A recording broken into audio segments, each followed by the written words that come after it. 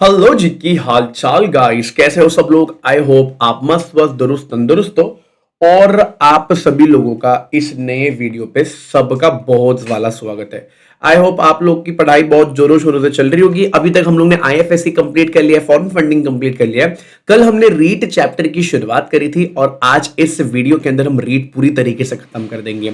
कोई भी इंसान अगर कहां से भी पढ़ाई कर रहा है, कोई ये वीडियो कहीं से भी देख रहा है, आपसे सिंसियर रिक्वेस्ट यही है कि आप please please please please please सामने मॉड्यूल खोल के रखिए। अगर आपके पास मॉड्यूल तो होगा ही, या तो अगर आप कोई भी टीचर से पढ़े हो, इंडिया में कोई भी टीचर से पढ़े हो, आप वो नोट सामने खोल लो। एंड इसके साथ साथ बैक टू बैक सामने पढ़ाई करते रहो। मैं बहुत एनीवेज तेज बोलने वाला हूं, तो मेरे को प्लीज 2x 3x में मत देखना। मैं बहुत तेज बोलने वाला हूं, बट तेज बोलने के साथ अगर आपको लगता है कि मेरे को 2x 3x में फिर भी आप देख सकते हो, तो फिर आप तो भैया भगवान हो। फिर चलो भैया, बिना किसी देरी के मैं रीड चैप्टर की शुरुआत करूं। आप वीडियो को लाइक कर देना। अगर वीडियो में थोड़ा सा भी आपको थोड़ा भी हेल्प हुआ ना, थोड़ा सा भी, आप वीडियो में जरूर कमेंट करना। कमेंट करना फ्री है, बट मेरे को नेक्स्ट वीडियो के लिए मोटिवेशन मिल जाता है।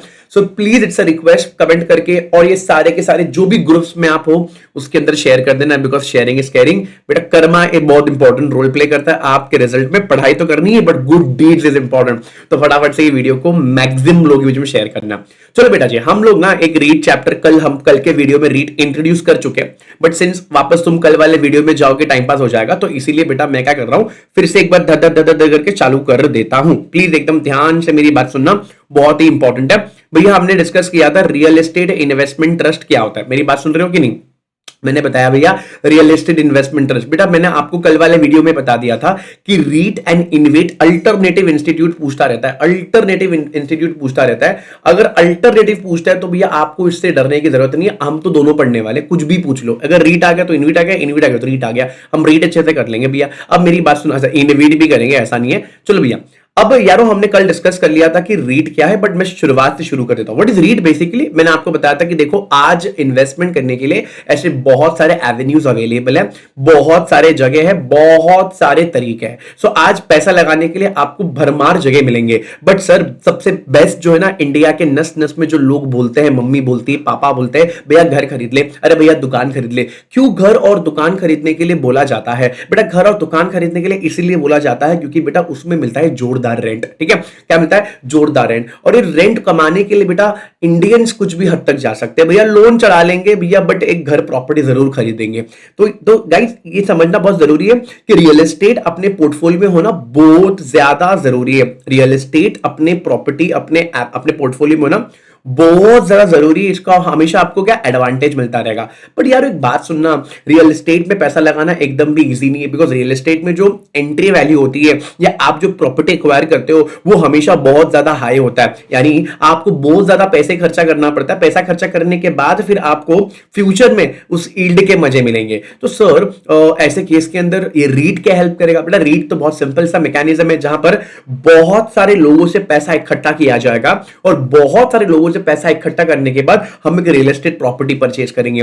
यारो याद रखना, रियल एस्टेट प्रॉपर्टी जब भी आप परचेज करोगे उससे जो भी रेंटल यील्ड आएगी उसको हम फिर वो इन्वेस्टर्स के बीच में बांट देंगे। हमने कल ये डिस्कस कर लिया था। रीट का बेसिक बेसिक बेसिक हम लोग ने ये ऑलरेडी सीख लिया था, है कि नहीं? ये हमने ऑलरेडी कर लिया था, हमने ऑलरेडी डिस्कस कर लिया था। डिटेल में हमने ये सब कुछ डिस्कस करके रखा हुआ है इन द लास्ट क्लास। अब मेरी बात सुनना, why real estate? Sir real estate के ऊपर इतना क्यों जोर दिया जा रहा है? रियल एस्टेट में इतना जोर इसलिए दिया जा रहा है दोस्तों, मेरी बात सुना, रियल एस्टेट में इतनी जोर इसलिए दी जा रही है बेटा क्योंकि रियल एस्टेट से इनडायरेक्टली बहुत सारे इकोनॉमी बूस्टर आ जाते हैं। बहुत सारे इकोनॉमी बूस्टर का मतलब क्या होता है बेटा? बहुत सारे इकोनॉमी इससे चलती है बेटा। आप जब भी घर खरीदते हो तो आप लोन में खरीद रहे हो तो बैंक चल रहे हैं, आप सीमेंट खरीद रहे हो, आप स्टील खरीद रहे हो, आप कजारिया सिरेमिक के बेटा टाइल्स खरीद रहे हो, आप सेंचुरी प्लाईवुड का प्लाईवुड खरीद रहे हो, हेवल्स के वायर खरीद रहे हो। It just only and only because of real estate. I hope आप मेरी बात समझे।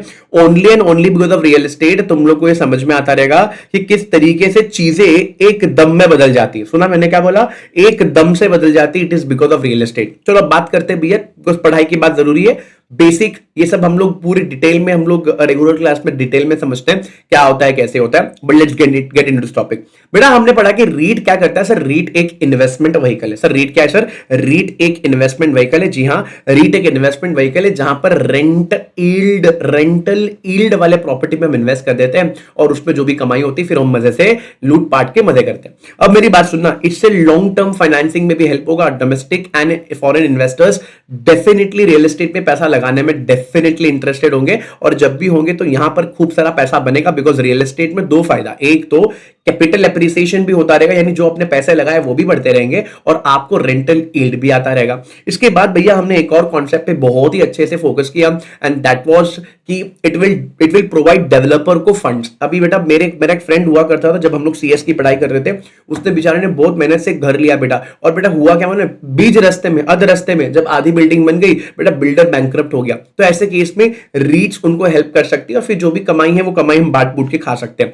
सर जी इन्वेस्टर्स के लिए क्या फायदा है बेटा, इन्वेस्टर्स के लिए तीन फायदा। सबसे पहले तो एक नया इन्वेस्टमेंट एवेन्यू बन गया। सर क्या बन गया, एक नया इन्वेस्टमेंट एवेन्यू बन गया। सर और क्या बन गया, रेगुलर रिटर्न। जैसा बेटा हम भाड़ा कमाने वाले, वैसे हम लोग यहाँ पे भाड़ा तो नहीं कमाएंगे, because we are not holding asset in our own name, so we'll ultimately hold what, we will hold units हम लोग होल्ड करेंगे, और उसके बिना पे हमको क्या मिलता रहेगा, हमको उसके बिना पे डिविडेंड मिलता रहेगा। सर जी खूब सारा ट्रांसपेरेंसी, बहुत बड़े लेवल पे ट्रांसपेरेंसी, बेस्ट गवर्नेंस मिलता है, बिकॉज रीड के अंदर सब डिटेल में बताया गया कि कैसे होगा, क्या होगा, कितना होगा, कब होगा, सब डिटेल में बता के रखा हुआ है। सर जी और बताओ sir ji, potential to transform Indian real estate by providing liquidity and professionalism. सीधी बात है कि नहीं, मेरे को एक बात समझो, अगर तुमने आज घर खरीदा, कि तुरंत तुम बाहर बेच के निकल सकते हो, आंसर इज नहीं। आज तुमने अगर रीट खरीदा, रीट लिस्टेड होता है स्टॉक मार्केट के अंदर, तुरंत आप बेच के निकल जाओ।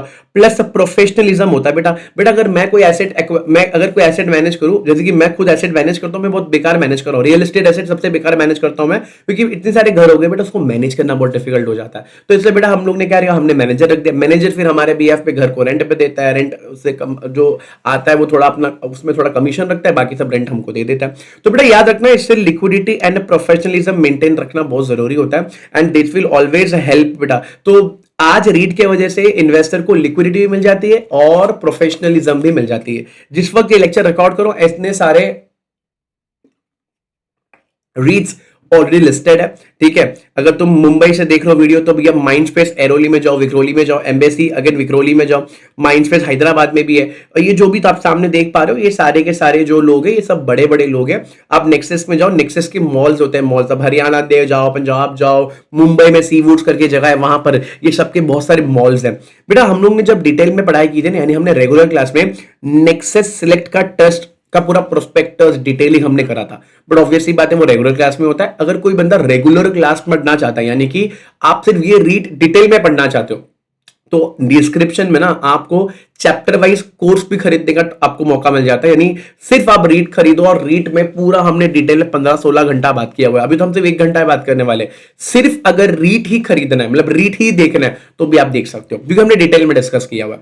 ये फ्लो हमने कल डिस्कस कर लिया था, सिंस अभी आप कल वाले वीडियो में जाओगे नहीं, इसलिए मैं यहां पर फिर से एक बार बता देता हूं भैया रीट चलता कैसे, रीट में क्या मैकेनिज्म है, और सारी चीज बताता हूं, ध्यान देना। सर जी ये है रीट, सो रीट इज अ ट्रस्ट, बराबर है, रीट भैया रीट है, रीट बन गया, रीट ट्रस्ट है। सर जी रीट बनाता कौन है, तो सर रीट बनाता है स्पॉन्सर। स्पॉन्सर वो भगवान है, दाता है, विदाता है, जो बेटा किसको बनाता है, रीट्स को बनाता है, ठीक है, बना दिया। इसके बाद रीट स्पॉन्सर क्या करेगा, स्पॉन्सर बेटा पैसे देगा, कभी कभी पैसा देता है बेटा, और कभी कभी पता क्या देता है वो, कभी कभी एसेट्स भी देता है। क्यों बताऊंगा मैं क्यों। इसके बदले रीट ऑब्वियसली बात है रिटर्न में क्या दे देता है बेटा, रिटर्न में उसको यूनिट्स दे देता है, देना ही पड़ेगा। आप इन्वेस्ट करोगे तो आपको यूनिट्स मिलेंगे, जैसे आप शेयर खरीदते हो तो आपको कहते शेयर दे देते, जब भी आप शेयर परचेज करते हो शेयर दे देते हैं ना बेटा। वैसे बेटा अगर आप रीट में इन्वेस्ट करोगे तो आपको क्या दे देंगे बेटा, जैसे आप रीट परचेज करोगे तो आपको क्या दे देंगे भैया, रीट की यूनिट्स दे देंगे। कोई दिक्कत की बात है, रीट की बोलो क्या दे देंगे भैया, हम यूनिट्स दे देंगे, कोई दिक्कत की बात होनी बिल्कुल नहीं चाहिए बेटा। हम लोग ना स्पॉन्सर ना किसको अपॉइंट करेगा मालूम है, ट्रस्टी को अपॉइंट करेगा, because REIT is a trust, एक ट्रस्टी को अपॉइंट करेगा। इसको अपॉइंट करने के लिए बेटा जी एक अग्रीमेंट एंटर किया जाएगा। फिर क्या किया जाएगा, एक अग्रीमेंट एंटर किया जाएगा। क्या किया जाएगा बेटा? नहीं नहीं, मुंह बंद रखो, नहीं नहीं मुंह खोलो, अरे नहीं नहीं, मुंह खोलने के पैसे लगते हैं भैया जी। क्या किया जाएगा बेटा? बहुत ही अच्छे से, बहुत ही अच्छे से क्या किया जाएगा भैया? बहुत ही सुंदर एंड सुशील तरीके से एक अग्रीमेंट एंटर किया जाएगा। बट इस अग्रीमेंट को हम लोग बोलते हैं ट्रस्ट डीड। इस अग्रीमेंट को भैया हम लोग क्या बोलते हैं? ट्रस्ट डीड कहते हैं। और रिटर्न में रीट रीट रीट इसको क्या देगा? रीट इसको फी भी देगा, क्योंकि काम हो रहा है ना बेटा। ये सारी चीजें हम थोड़ी खुद मैनेज कर सकते हैं, and that is the reason we also hire investment manager. इसको मैं मैनेजर ज्यादा अच्छे से बोलता हूं। एक मैनेजर अपॉइंट करते हैं। मैनेजर का काम होता है कि भैया सारे के सारे एसेट्स जो भी है उसको अच्छे से मैनेज करना। अभी ऑब्वियस सी बात है, ये रीट अपॉइंट नहीं करता, ट्रस्टी अपॉइंट करेगा जो रीट के अंदर बैठा हुआ है। इसको जब भी हम अपॉइंट करेंगे तो हम एक अग्रीमेंट में एंटर करेंगे। सुना मैंने क्या बोला? एक अग्रीमेंट में एंटर करेंगे, और इस अग्रीमेंट का नाम होगा इन्वेस्टमेंट। प्लीज मेरी बात सुनना।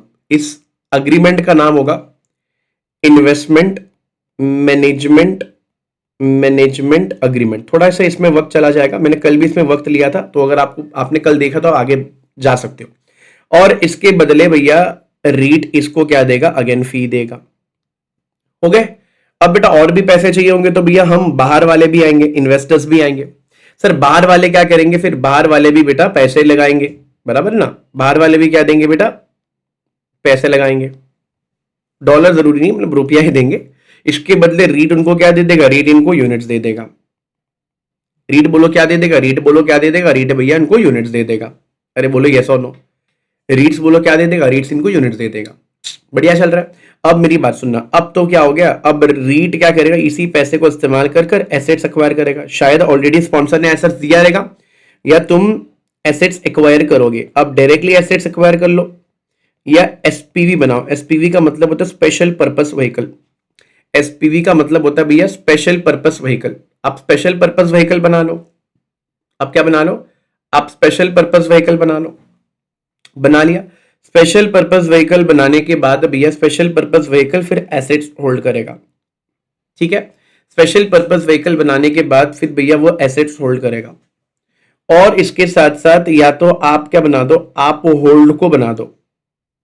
आप क्या बना दो? आप होल्ड को बना दो। आप होल्ड को बना दो। आप होल्ड को बना दो। और होल्ड को क्या करेगा? एसपीवी होल्ड करेगा, और उसके नीचे भैया क्या होगा? एसेट्स होल्ड करेगा। आई होप आप मेरी बात समझ गए। इस तरीके से इस तरीके से काम चलेगा। अब एसपीवी क्या होता है, होल्ड को क्या होता है, हम डिटेल में पढ़ने वाले हैं। तो इस तरीके से इस एसेट को होल्ड करने के बाद इस एसेट से रेंट आएगा, कमाई आएगी। उस कमाई को फिर हम लोग क्या करेंगे? डिस्ट्रीब्यूट कर देंगे। उस कमाई को हम लोग क्या कर देंगे? डिस्ट्रीब्यूट कर देंगे। स्पॉन्सर को भी डिस्ट्रीब्यूशन मिलेगा और इन्वेस्टर को भी डिस्ट्रीब्यूशन मिलेगा। अगर आपने ये 5 मिनट में ये पूरा डायग्राम समझ लिया होगा तो भैया आपका खेल एकदम समाप्त हो गया है। आप मस्ती मस्ती में मजा कर सकते हो। अब ये हमने डिस्कस कर लिया, let's discuss one by one. हम लोग एक से एक कॉन्सेप्ट डिस्कस करने वाले। सबसे पहले हम लोग डिस्कस करने वाले भैया होल्ड को होता क्या? होल्ड को सबसे ज्यादा इंपॉर्टेंट है सर जी। होल्ड को मतलब एक होल्डिंग कंपनी। ठीक है? एक होल्ड को माने एक होल्ड को कंपनी जो या तो कंपनी है या तो एलएलपी होगी, जो क्या करेगी? सबसे पहले रीट उसके अंदर ओनरशिप होल्ड करेगा एटलीस्ट 50%। रिपीट करना, एटलीस्ट 50%, यानी रीट होल्ड करेगा एटलीस्ट 50%। ठीक है? यानी बेटा रीट ने क्या करा? रीट ने कम से कम 50% शेयर होल्डको के रखे, कम से कम 50% होल्डको को रखे, और फिर होल्डको फिर क्या करने लग गया? होल्डको फिर एसेट्स में या एसपीवी में पैसा लगाने लगे। फिर जो कमाई होगी फिर वो बढ़ता रहेगा। ठीक है? इसके बाद भैया बोला कि होल्ड को itself make an investment in other SPV. बराबर है, हमने अभी जस्ट देखा कि कैसे होल्ड को ने एसपीवी में पैसा लगाया और एसपीवी ने फिर अल्टीमेटली प्रॉपर्टी में पैसा लगाया। ऑन द अदर हैंड हमने ऐसा भी देखा है कि कभी कभी होल्ड को एसेट डायरेक्टली भी होल्ड कर सकता है। हाँ जी, ये भी अलाउड है, ये भी अलाउड है, ये भी अलाउड है। इसके बाद हमने ये समझा कि होल्ड को एक इंटरमीडिएटरी है, एक इंटरमीडिएटरी है between REIT and the SPV. सुना मैंने क्या बोला? सर जी होल्डको एक इंटरमीडिएटरी है, होल्डको एक इंटरमीडिएटरी है बिटवीन रीट एंड बेटा एसपीवीज। बिल्कुल सही बोला, because holdco is a connecting link between all these things. इसके साथ हम लोग ने एक और चीज देखा भैया, नेचर ऑफ एक्टिविटीज। सुना मैंने क्या बोला भैया, हमने कॉन्सेप्ट पे ध्यान देना है भैया, that is nature of activities. Nature of activities का मतलब क्या, ये होल्ड को है ना कुछ और काम नहीं करेगा, कुछ और बिजनेस नहीं करेगा, सिर्फ उन लोग ना या तो एसपीवी को होल्ड करेंगे या तो प्रॉपर्टी को होल्ड करेंगे, या बेटा ऐसा कोई भी काम करेंगे जो इससे रिलेटेड है, कुछ और काम नहीं करेंगे। बेटा समझो मैं होल्ड को, मेरा काम था रियल एस्टेट प्रॉपर्टीज या एसपीवीज को होल्ड करना, बट मैं इसके साथ बेटा मोबाइल फोन भी बेच रहा हूं, नहीं चलेगा बेटा। आप सिर्फ एक्सक्लूसिवली यही काम करोगे और कुछ काम करोगे नहीं। सर इसका मतलब होल्ड को क्या हुआ, होल्ड को एक प्योर इन्वेस्टमेंट कंपनी है जिसका कोई ऑपरेशन नहीं है, कोई कमर्शियल एक्टिविटी नहीं, उसका काम सिर्फ और सिर्फ प्रॉपर्टी रिलेटेड वाला काम ही होने वाला है। इसके बाद सर आ जाते बढ़ते हैं सर अगर रीट बनाना है ना, आपको रीट बनाना है तो आपको एक बात हमेशा याद रखना पड़ेगा, रीट अगर बनाना है तो आपको दिमाग में एक बात सेटअप करनी पड़ेगी, and what was that. Sir ji REIT को रजिस्ट्रेशन करवाना पड़ेगा। अगर आप रीट रजिस्ट्रेशन नहीं करवाओगे तो बेटा फिर आप पैसे कैसे उठा पाओगे। So REIT registration is very very important, very very crucial. और वो कैसे करेंगे हम तुमको सिखाएंगे, तुमको टेंशन लेने की जरूरत नहीं है। इस वीडियो के बाद, इस लेक्चर के बाद मैं तुमको लिख के देता हूं, आपको रीट एकदम मस्ती में समझ में आ जाएगा। Sir ji what is the general condition. Number 1 बोलता है कोई भी व्यक्ति रीट जैसा काम नहीं कर सकता जब तक वो सेबी से रजिस्ट्रेशन ना ले ले। ठीक है ना सर, ले लेंगे सर, हम रीट के रजिस्ट्रेशन ले लेंगे ले लेंगे ले लेंगे। इसके बाद बोला कि भैया ट्रस्ट डीड रजिस्टर्ड होना चाहिए एज पर रजिस्ट्रेशन एक्ट 1908। मतलब सर सीधी बात है, जो हम लोग ट्रस्टी और रीट जो कॉन्ट्रैक्ट इंटर करने वाला है उस पे बीच में एक डीड हो जाना चाहिए। मैंने बोला भैया जी वो डीड भी हो जाएगा, कोई दिक्कत की बात नहीं, हम डीड रजिस्टर करवा लेंगे भैया सरकार के पास जाकर। इसके बाद बोला जो भी स्पॉन्सर होंगे, मैनेजर होंगे, ट्रस्टी होंगे, वो सेपरेट एंटिटी होने चाहिए। मैं बोला बराबर है, हम सेपरेट एंटिटी करेंगे। इसका मतलब ये नहीं है कि मैनेजर और स्पॉन्सर एक ही व्यक्ति होगा, ऐसा नहीं हो सकता है। इसके बाद भैया हमने क्या डिस्कस करा, हमने डिस्कस करा बहुत ही इंपॉर्टेंट चीज, दैट इज कौन करेगा एप्लीकेशन। तो सबसे पहला हमने पढ़ा एप्लीकेंट। तो सबसे पहले ये चीज हमने समझी कि एप्लीकेशन हम लोग क्या करेंगे, एप्लीकेशन हम स्पॉन्सर या स्पॉन्सर सेबी को देगा, बराबर ना बेटा। हमने वो देखा है कि वो दाता, वो विधाता, वो भगवान, वो कौन है बेटा, स्पॉन्सर है। तो स्पॉन्सर क्या करेगा बेटा, मेरी बात सुनना, स्पॉन्सर की जिम्मेदारी होती है कि वो ट्रस्ट को, ये जो रीट है इसको एप्लीकेशन में डलवाए। सर स्पॉन्सर बिजी है तो स्पॉन्सर के बिहाफ में कोई उसका बंदा जा सकता है, हाँ जी वो भी जा सकता है। प्लस आपको साथ साथ में क्या लेकर के जाना पड़ेगा, ट्रस्ट डीड में लेकर के जाना पड़ेगा, जिसके अंदर ऑब्जेक्टिव, ट्रस्टी की रिस्पॉन्सिबिलिटी, कंप्लायंस, ये सारी चीजें इंक्लूडेड रहेंगे। सर जी आपकी अभी बेटा it is very important to understand, अगर आज मैं रीट बना रहा हूं तो रीट के अंदर कौन बैठा होगा, स्पॉन्सर बैठा होगा। वो भगवान, वो विधाता, वो दाता कौन है भैया, स्पॉन्सर है। तो सरकार बोलता है स्पॉन्सर के पास कम से कम 5% होल्डिंग होनी चाहिए post initial offer. Post initial offer का मतलब पब्लिक के पास चले जाने के बाद, बेटा it is very very important, public के पास चले जाने के बाद आपके पास फिर भी 5% होना चाहिए। सर ये ऐसा क्यों है बेटा, सीधी बात है ना, अगर स्पॉन्सर जिसने बनाया है, जो भगवान है, जो दाता है, वो विदाता है, अगर उसी का होल्डिंग कुछ नहीं है, तुम जरा समझो, अगर मैं तुमको बोल रहा हूं जा रिलायंस के शेयर्स खरीद, तुमने मुझे पूछा सर आपने कितने लगाया, मैंने बोला मैंने 1 रुपया भी नहीं लगाया, क्या तुम मेरे बात पर विश्वास करोगे। तो सीधी बात है, मेरा एक विजन है और मैं उस विजन के बेसिस में आपको कुछ बोल रहा हूं। So you will be ultimately into a concept कि भैया अगर आज आप खुद इन्वेस्टेड हो तो भैया आप इंटरेस्टेड हो, अगर आप इंटरेस्टेड हो तो आप इसको ध्यान से करोगे, अगर आप इंटरेस्टेड नहीं हो, आप इन्वेस्टेड नहीं हो, तो आप आपका काम थोड़ी ध्यान से करोगे। And that is the reason भैया स्पॉन्सर के पास कुछ प्रतिशत होना ही चाहिए। इसके बाद बोला एटलीस्ट एक स्पॉन्सर होना ही चाहिए स्पॉन्सर ग्रुप में, यानी अगर स्पॉन्सर की ग्रुप, अगर वी हैव स्पॉन्सर ग्रुप, तो इसको, इसमें से एक बंदे को हम लोग क्या बना सकते हैं भैया, हम इसमें से एक बंदे को हम स्पॉन्सर के क्षेत्र में, स्पॉन्सर के इसमें बना सकते हैं। अब बनाना ही है क्या, it's a different story all together, but yes एक इंसान को हम स्पॉन्सर के रूप में कैसे बनाएंगे भैया, हम एक स्पॉन्सर को कैसे हम बनाएंगे, मेरे को इसके आपके लिए समझाना पड़ेगा कि एक बंदे को स्पॉन्सर हम कैसे बनवाएंगे। 3 चीजें होनी चाहिए तब जाके हम उसको स्पॉन्सर एलिजिबिलिटी ठहरवाएंगे। सबसे पहला बोला कि भैया आपने ना होल्ड करना है इंटरेस्ट, ठीक है, किसमें, एसेट में, किंवा एसपीवी में, किंवा होल्डको में, समझा नहीं, इंटरेस्ट मतलब ब्याज नहीं बेटा, आप यानी स्पॉन्सर, आपका इंटरेस्ट होना चाहिए एसेट में। अगर तुमने मेरी डायग्राम देखी होगी तो देखो यहां पे कैसे स्पॉन्सर ने एसेट कंट्रीब्यूट किया था, रीट को दिया था। तो ऐसे केस के अंदर मैं ऐसा बोल सकता हूं भैया मेरा स्पॉन्सर जो है वो इंटरेस्टेड है, उसका कुछ तो इंटरेस्ट है एसेट में, एसपीवी में, होल्डको पे। Answer is yes. इसके बाद भैया हमने बोला कि भैया देखो रीट का जब इनिशियल ऑफर आ जाएगा उसके बाद पोस्ट इशू उसके बाद कुछ शेयर होने चाहिए, मतलब उसके पास कुछ यूनिट्स होने चाहिए। वो कितना बेटा 5%। इसके साथ साथ हमने ये पढ़ा कि भैया उनके पास अप्रोप्रिएट एक्सपीरियंस होना चाहिए। सर एक्सपीरियंस मतलब कितना? सबसे पहला बोला कि भैया अगर स्पॉन्सर है तो उसको बस 20 करोड़ का नेटवर्थ होना चाहिए, और अगर कलेक्टिव है मतलब मल्टीपल स्पॉन्सर है तो भैया कम से कम 100 करोड़ कलेक्टिव होना चाहिए। अच्छा, इनके पास एक्सपीरियंस होना चाहिए कम से कम 5 साल का, या तो रियल एस्टेट डेवलपमेंट में या फंड मैनेजमेंट में। याद रखना अगर अगर बेटा अगर स्पॉन्सर डेवलपर है, डेवलपर का मतलब जो बिल्डिंग बांधता है, उसके पास 2 कंप्लीटेड प्रोजेक्ट की हिस्ट्री होनी चाहिए। बट बेटा स्पॉन्सर बड़ा इंपॉर्टेंट है, स्टार मार्क एग्जामिनेशन के अंदर डायरेक्टली शॉर्ट नोट पूछ सकते हैं। स्पॉन्सर के बारे में बताओ, कम से कम 5% होल्ड करेगा। अब ग्रुप में से एक बंदा स्पॉन्सर हम लोग आइडेंटिफाई करेंगे। एक बंदे को स्पॉन्सर हम कब बनाएंगे? जब उसका कोई इंटरेस्ट हो एसेट में, एसपीवी में, होल्डको में, या बेटा उसकी कोई यूनिट्स, वो इश्यू के बाद यूनिट्स होल्ड करेगा, और उसके पास एक्सपीरियंस होनी चाहिए। ठीक है, उसके पास एक्सपीरियंस होनी चाहिए।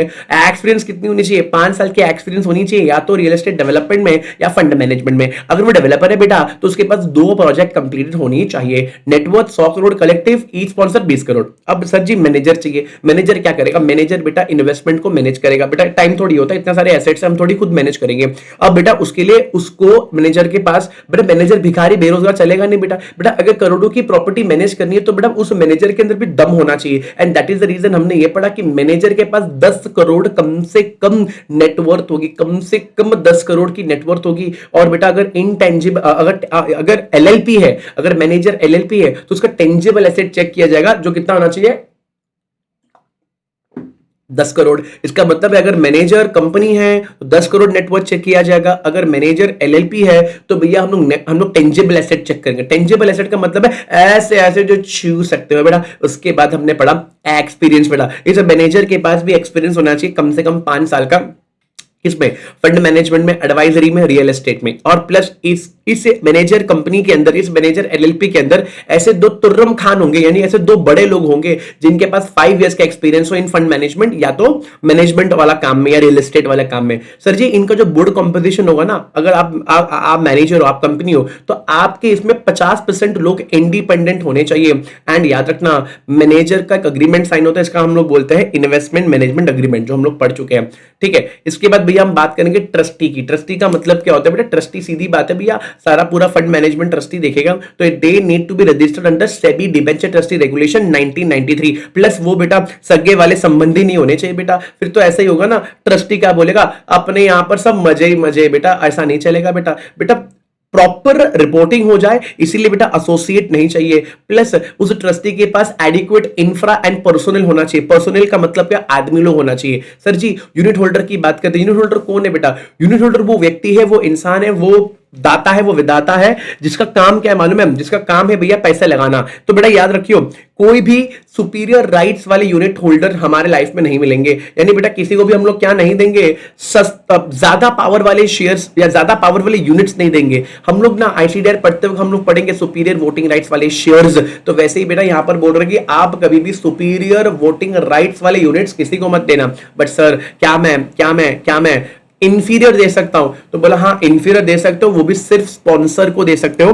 बेटा हमेशा याद रखना कि जैसे आपने यूनिट्स इशू करे हैं, सिमिलर यूनिट्स आप सब जगह पे दोगे। इंफीरियर आप सिर्फ स्पॉन्सर को दे सकते हो, सुपीरियर आप किसी को नहीं दोगे। अच्छा, इसके बाद ये बोला कि अगर कोई भी यूनिट होल्डर के पास कम से कम 10% ऑफ द यूनिट्स है तो वो अपने बंदे को नॉमिनेट कर सकता है किसके अंदर? मैनेजर के बोर्ड के अंदर। ऑब्वियस सी बात है, बिकॉज उसका बहुत ज्यादा स्टेक लगा हुआ है। बट याद रखना जो भी रिलेटेड पार्टी ट्रांजैक्शंस होंगे उसके लिए वो वोटिंग नहीं करेगा। डेफिनेटली हम कंपनी लॉ में भी ये पढ़कर आए हुए हैं। Plus they have to follow stewardship code. Stewardship code में ना बहुत अच्छी बात है कि डूज एंड डोंट्स, गुड और बैड। तो ये एक stewardship code of conduct institute ने हाल ही में नोटिफाई कर रखा हुआ है, वो भी आपको देखना चाहिए। आईसीएसआई की ना बेटा व्हाट्सएप पे कम्युनिटी है। बेटा आईसीएसआई की व्हाट्सएप की कम्युनिटी के अंदर इसके बारे में डिटेल में पीडीएफ भी आया था, मैंने एक शीट आई थी, वो उसके अंदर बहुत अच्छी अच्छी बातें लिखी हुई है।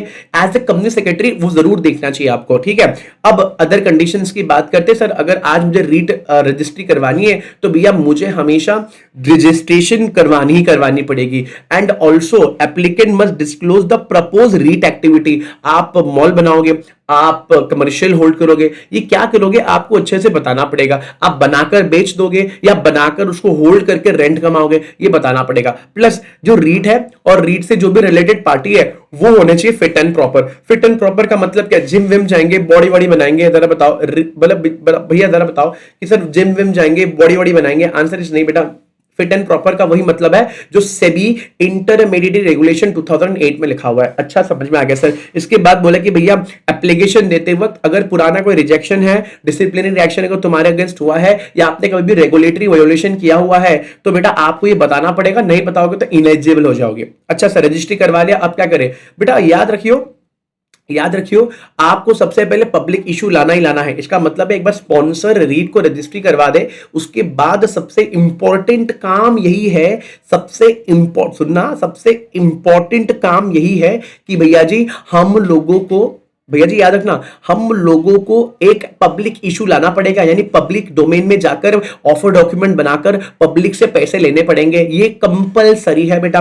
बट सर हम लोग पैसा पहला बार पैसा सिर्फ पब्लिक इशू से ही लेगा।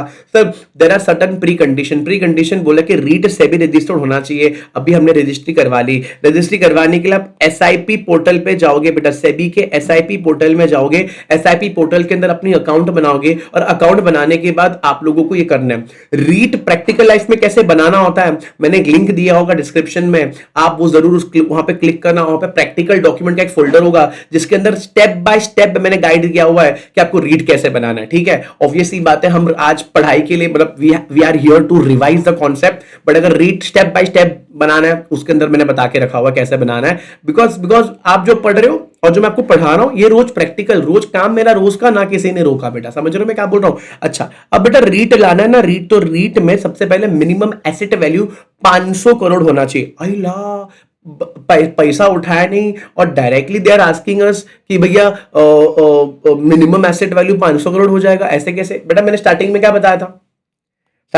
था, ये देखो स्पॉन्सर है, स्पॉन्सर कभी कभी क्या लाता है, एसेट लाता है। तो एसेट अगर वो लाता है तो ऑटोमेटिकली क्या बन जाएगा, मिनिमम एसेट वैल्यू 500 करोड़, मतलब आप कम से कम 500 करोड़ का कंट्रीब्यूशन तो मेरे को दोगे। इसके बाद भैया मिनिमम ऑफर साइज बोला है 250 करोड़। इसका मतलब है बेटा अपन जब पब्लिक के पास जाएंगे 250 करोड़ का इशू लाएंगे। इसके साथ साथ बोला है कि मिनिमम यूनिट होल्डर 200 रहेंगे। बट जब 200 की काउंटिंग करोगे आप स्पॉन्सर को काउंट नहीं करोगे, एसोसिएट को काउंट नहीं करोगे। और इसके साथ ये भी बोला है कि भैया maximum subscription by one investor, मतलब एक अकेला बंदा 25% तक ऑफ इशू ले सकता है। एक अकेला बंदा, विल रिपीट अगेन, एक अकेला बंदा सिर्फ कितना ले सकता है भैया, 25%, उसके ऊपर वो नहीं ले सकता है।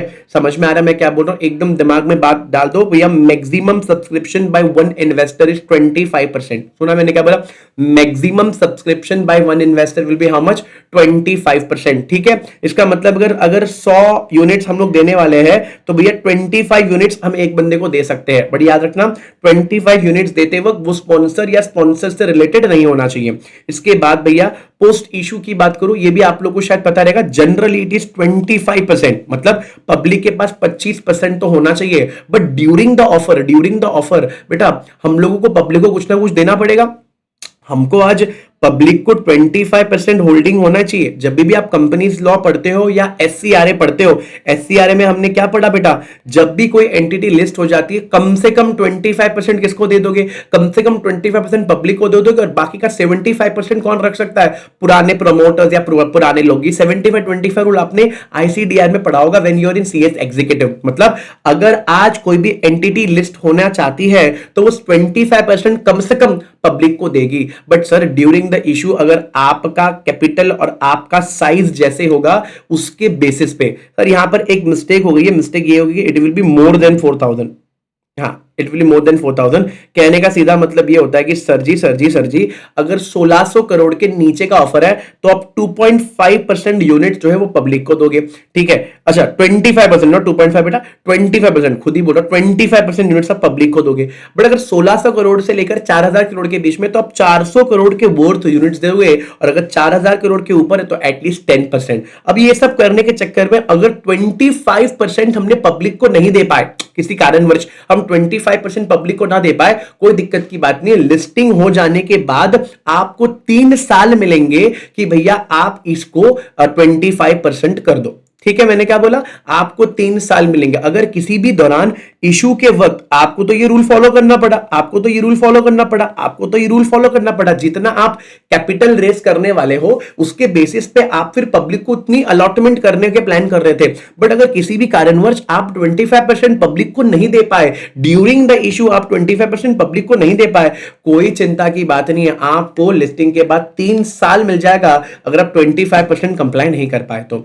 सर जी ये 25% अलग है और ये जो मैं बोल रहा हूं ये अलग है। यहां पर ये बोल रहा है कि कम से कम पब्लिक के पास कितनी यूनिट्स होनी चाहिए, समझ में आई बात। इसके बाद भैया मैंने क्या बोला, सब्सिक्वेंट इश्यू ऑफ यूनिट्स। पहली बात तो आईपीओ लाओगे, पहली बार तो आईपीओ लाओगे, फिर उसके बाद आप एफपीओ लाओ, राइट्स इश्यू लाओ, क्यूआईपी लाओ, प्रेफरेंशियल अलॉटमेंट लाओ, बोनस लाओ, ओएफएस लाओ। भैया मुझे कोई टेंशन की बात नहीं है, आप कैसा भी पैसा लाओ, बट जब भी तुम पैसा पब्लिक से उठाओगे आपको एक ऑफर डॉक्यूमेंट बनाना पड़ेगा, that will be filed with SEBI. जब भी आप सेबी को दोगे तो उसके साथ आप फीस दोगे और ड्यू डिलिजेंस सर्टिफिकेट भी दे दोगे। अच्छा एक बात याद रखना, ऑफर 1 साल के अंदर अंदर खोलना पड़ेगा जब भी आपको सेबी का ऑब्जर्वेशन मिलेगा। सर जैसे हम लोग आईपीओ कैसे करते हैं बेटा, आईपीओ करते वक्त हमने क्या पढ़ के रखा हुआ है कि आप ये सारी चीजें किसको बताओगे, आप एज अ रीट आप सेबी को ऑफर डॉक्यूमेंट दोगे, सेबी को उससे जो भी चिंता विचार विमर्श है वो आपको बताएगा, और उसके बेसिस पे बेटा आप फिर क्या कर सकते हो, आप उसके हिसाब से अलॉटमेंट वगैरह कर सकते हो या उसके हिसाब से आप इशू ला सकते हो। बोलते हैं जब से आपने सेबी से ऑब्जर्वेशन लिया है वहां से आपके पास 1 साल भर है, साल भर के अंदर इशू खोल देना, ठीक बात है, साल भर के अंदर इशू खोल देना। और उसके अंदर फिर हमने पढ़ा कि offer and allotment process. Sir offer and allotment का मतलब क्या होता है, ऑफर मैक्सिमम 30 दिन के लिए खुलेगा, जो भी यूनिट्स आप पब्लिक को दोगे या स्पॉन्सर को दोगे that will be in the demat format, और बेटा अलॉटमेंट की रिफंड 12 दिन के अंदर हो जानी चाहिए। अच्छा रिफंड कब होगा, रिफंड तब होगा बेटा जब 90% सब्सक्रिप्शन ना आया हो, 90% सब्सक्रिप्शन ना आया हो, या बेटा मेरे minimum number of subscriber during the issue was 200 वो ना आया हो, या तो बेटा ओवर सब्सक्रिप्शन हुआ बियॉन्ड 25%। इसका मतलब क्या हुआ समझो बेटा, क्या हुआ, 100 यूनिट्स देने का मेरा प्लान था, ठीक है, और बेटा मेरे को भैया पैसे बहुत सारे आ गए, पैसे बहुत ज्यादा आने की वजह से मेरा हो गया ओवर सब्सक्रिप्शन। तो सरकार बोलती है जितना आपने अलॉट किया था वो तो बांट दो, बट सर और एक्स्ट्रा पैसा आया और एक्स्ट्रा हुआ उसका क्या करें, बेटा कोई बात नहीं, जो एक्स्ट्रा है उसका 25%, जो इशू साइज, समझो इशू साइज आपका 100 करोड़ था और आपको पैसा आ गया 500 करोड़, तो ओवर सब्सक्रिप्शन हो गया ना सर, भयंकर ओवर सब्सक्रिप्शन हो गया। तो सर 100 करोड़ का इशू था, 500 करोड़ का आपका पैसा आ गया, यानी बेटा 400 करोड़ एक्स्ट्रा है, तो पूरा 400 करोड़ रिफंड करना पड़ेगा। हाँ बट याद रखना इस 100 करोड़ का 25% यानी 25 करोड़ आप क्या कर सकते हो बेटा, अपने पास रख सकते हो, फ्रेश यूनिट्स बना सकते हो, बट बाकी का जो भी पैसा पूरा रिफंड करना पड़ेगा। मैं रिपीट कर दूं, अगर 500 करोड़ की इशू, सॉरी 100 करोड़ की इशू थी, 100 करोड़ के इशू में अगर मैं ये बोलूं तुमको 500 करोड़ रुपया आ गया, इसका मतलब है ओवर सब्सक्रिप्शन हो गया, तुमको एक्स्ट्रा कितना आया 400 करोड़। अब क्या 400 करोड़ पूरा रिफंड कर दूं, सरकार बोलता है तबीयत से कर दो देना चाहिए, बट आपके पास एक ऑप्शन है, इस 100 करोड़ का जो आपका इशू साइज है उसका 25% एक्स्ट्रा रख सकते हो, यानी 25 करोड़, यानी बेटा 100 करोड़ की अलॉटमेंट हो जाएगी, 25% में 25 करोड़ आप नया दे दोगे, और ये जो 400 करोड़ आया था उसमें से 25 करोड़ आप इस्तेमाल कर लो, बाकी का 375 करोड़ फिर रिफंड कर देना। यानी बेटा जो इशू है आप लेने का प्लान कर रहे थे उसका 25% एक्स्ट्रा आप रख दो और बाकी का पूरा पैसा रिफंड कर दो। आई होप आप मेरी बात समझ गए।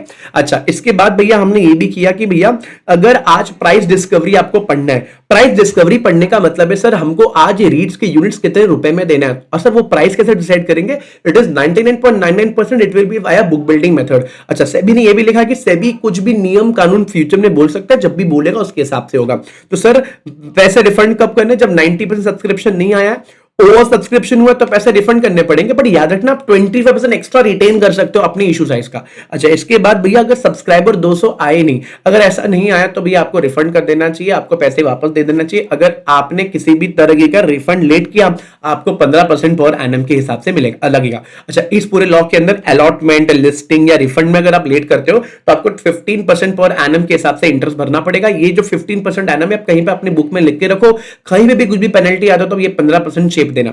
जनरल प्रोविजन की बात करें तो भैया यहां पर बोला कि 10% ऑफ द प्रोसीड, जो भी 10% ऑफ प्रोसीड होगा वो आप जनरल कॉर्पोरेट पर्पस के लिए इस्तेमाल कर सकते हो।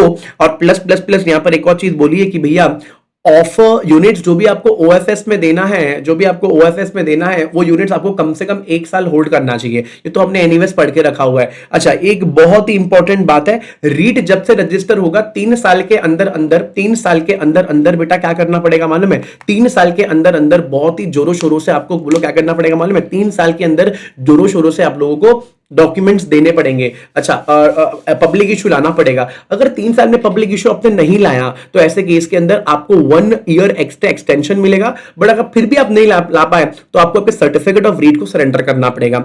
सर जी पैसा लेना है ना, तो पैसा लेने के लिए 2 चीजें बड़ा इंपॉर्टेंट है, एक है ऑफर डॉक्यूमेंट, दूसरा है एडवर्टीजमेंट। ऑफर डॉक्यूमेंट वो किताब है जिसके अंदर आप सारी बातें लिखते हो, इट्स अ मुखौटा, it's a face, it's a thing जो आप लोग पब्लिक डोमेन में सबको बांटते हो। तो याद रखना इस ऑफर डॉक्यूमेंट के अंदर हर चीज सही होगा, करेक्ट होगा, एडिक्वेट होगा। Correct, true, correct, adequate, true, correct, adequate, जिससे एक इन्वेस्टर डिसीजन मेकिंग में बिल्कुल भी गड़बड़ ना करे।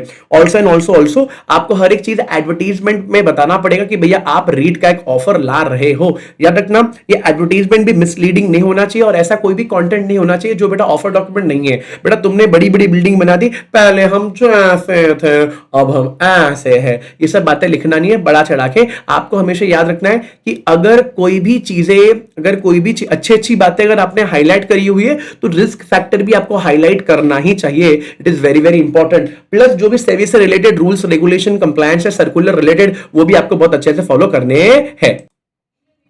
बढ़िया बेटा, it is very very important कि भैया आप फाइलिंग ऑफ डॉक्यूमेंट करो। देखो बेटा, ऑफर डॉक्यूमेंट देना पड़ता है, विज्ञापन देना पड़ता है, but it is very very important कि ऑफर डॉक्यूमेंट की टाइमली फाइलिंग भी हो जाए। इसलिए गवर्नमेंट क्या बोलता है, आप ऑफर डॉक्यूमेंट बनाओ और ऑफर डॉक्यूमेंट आप सेबी को दे दो और डीएससी को दे दो। What is DSC?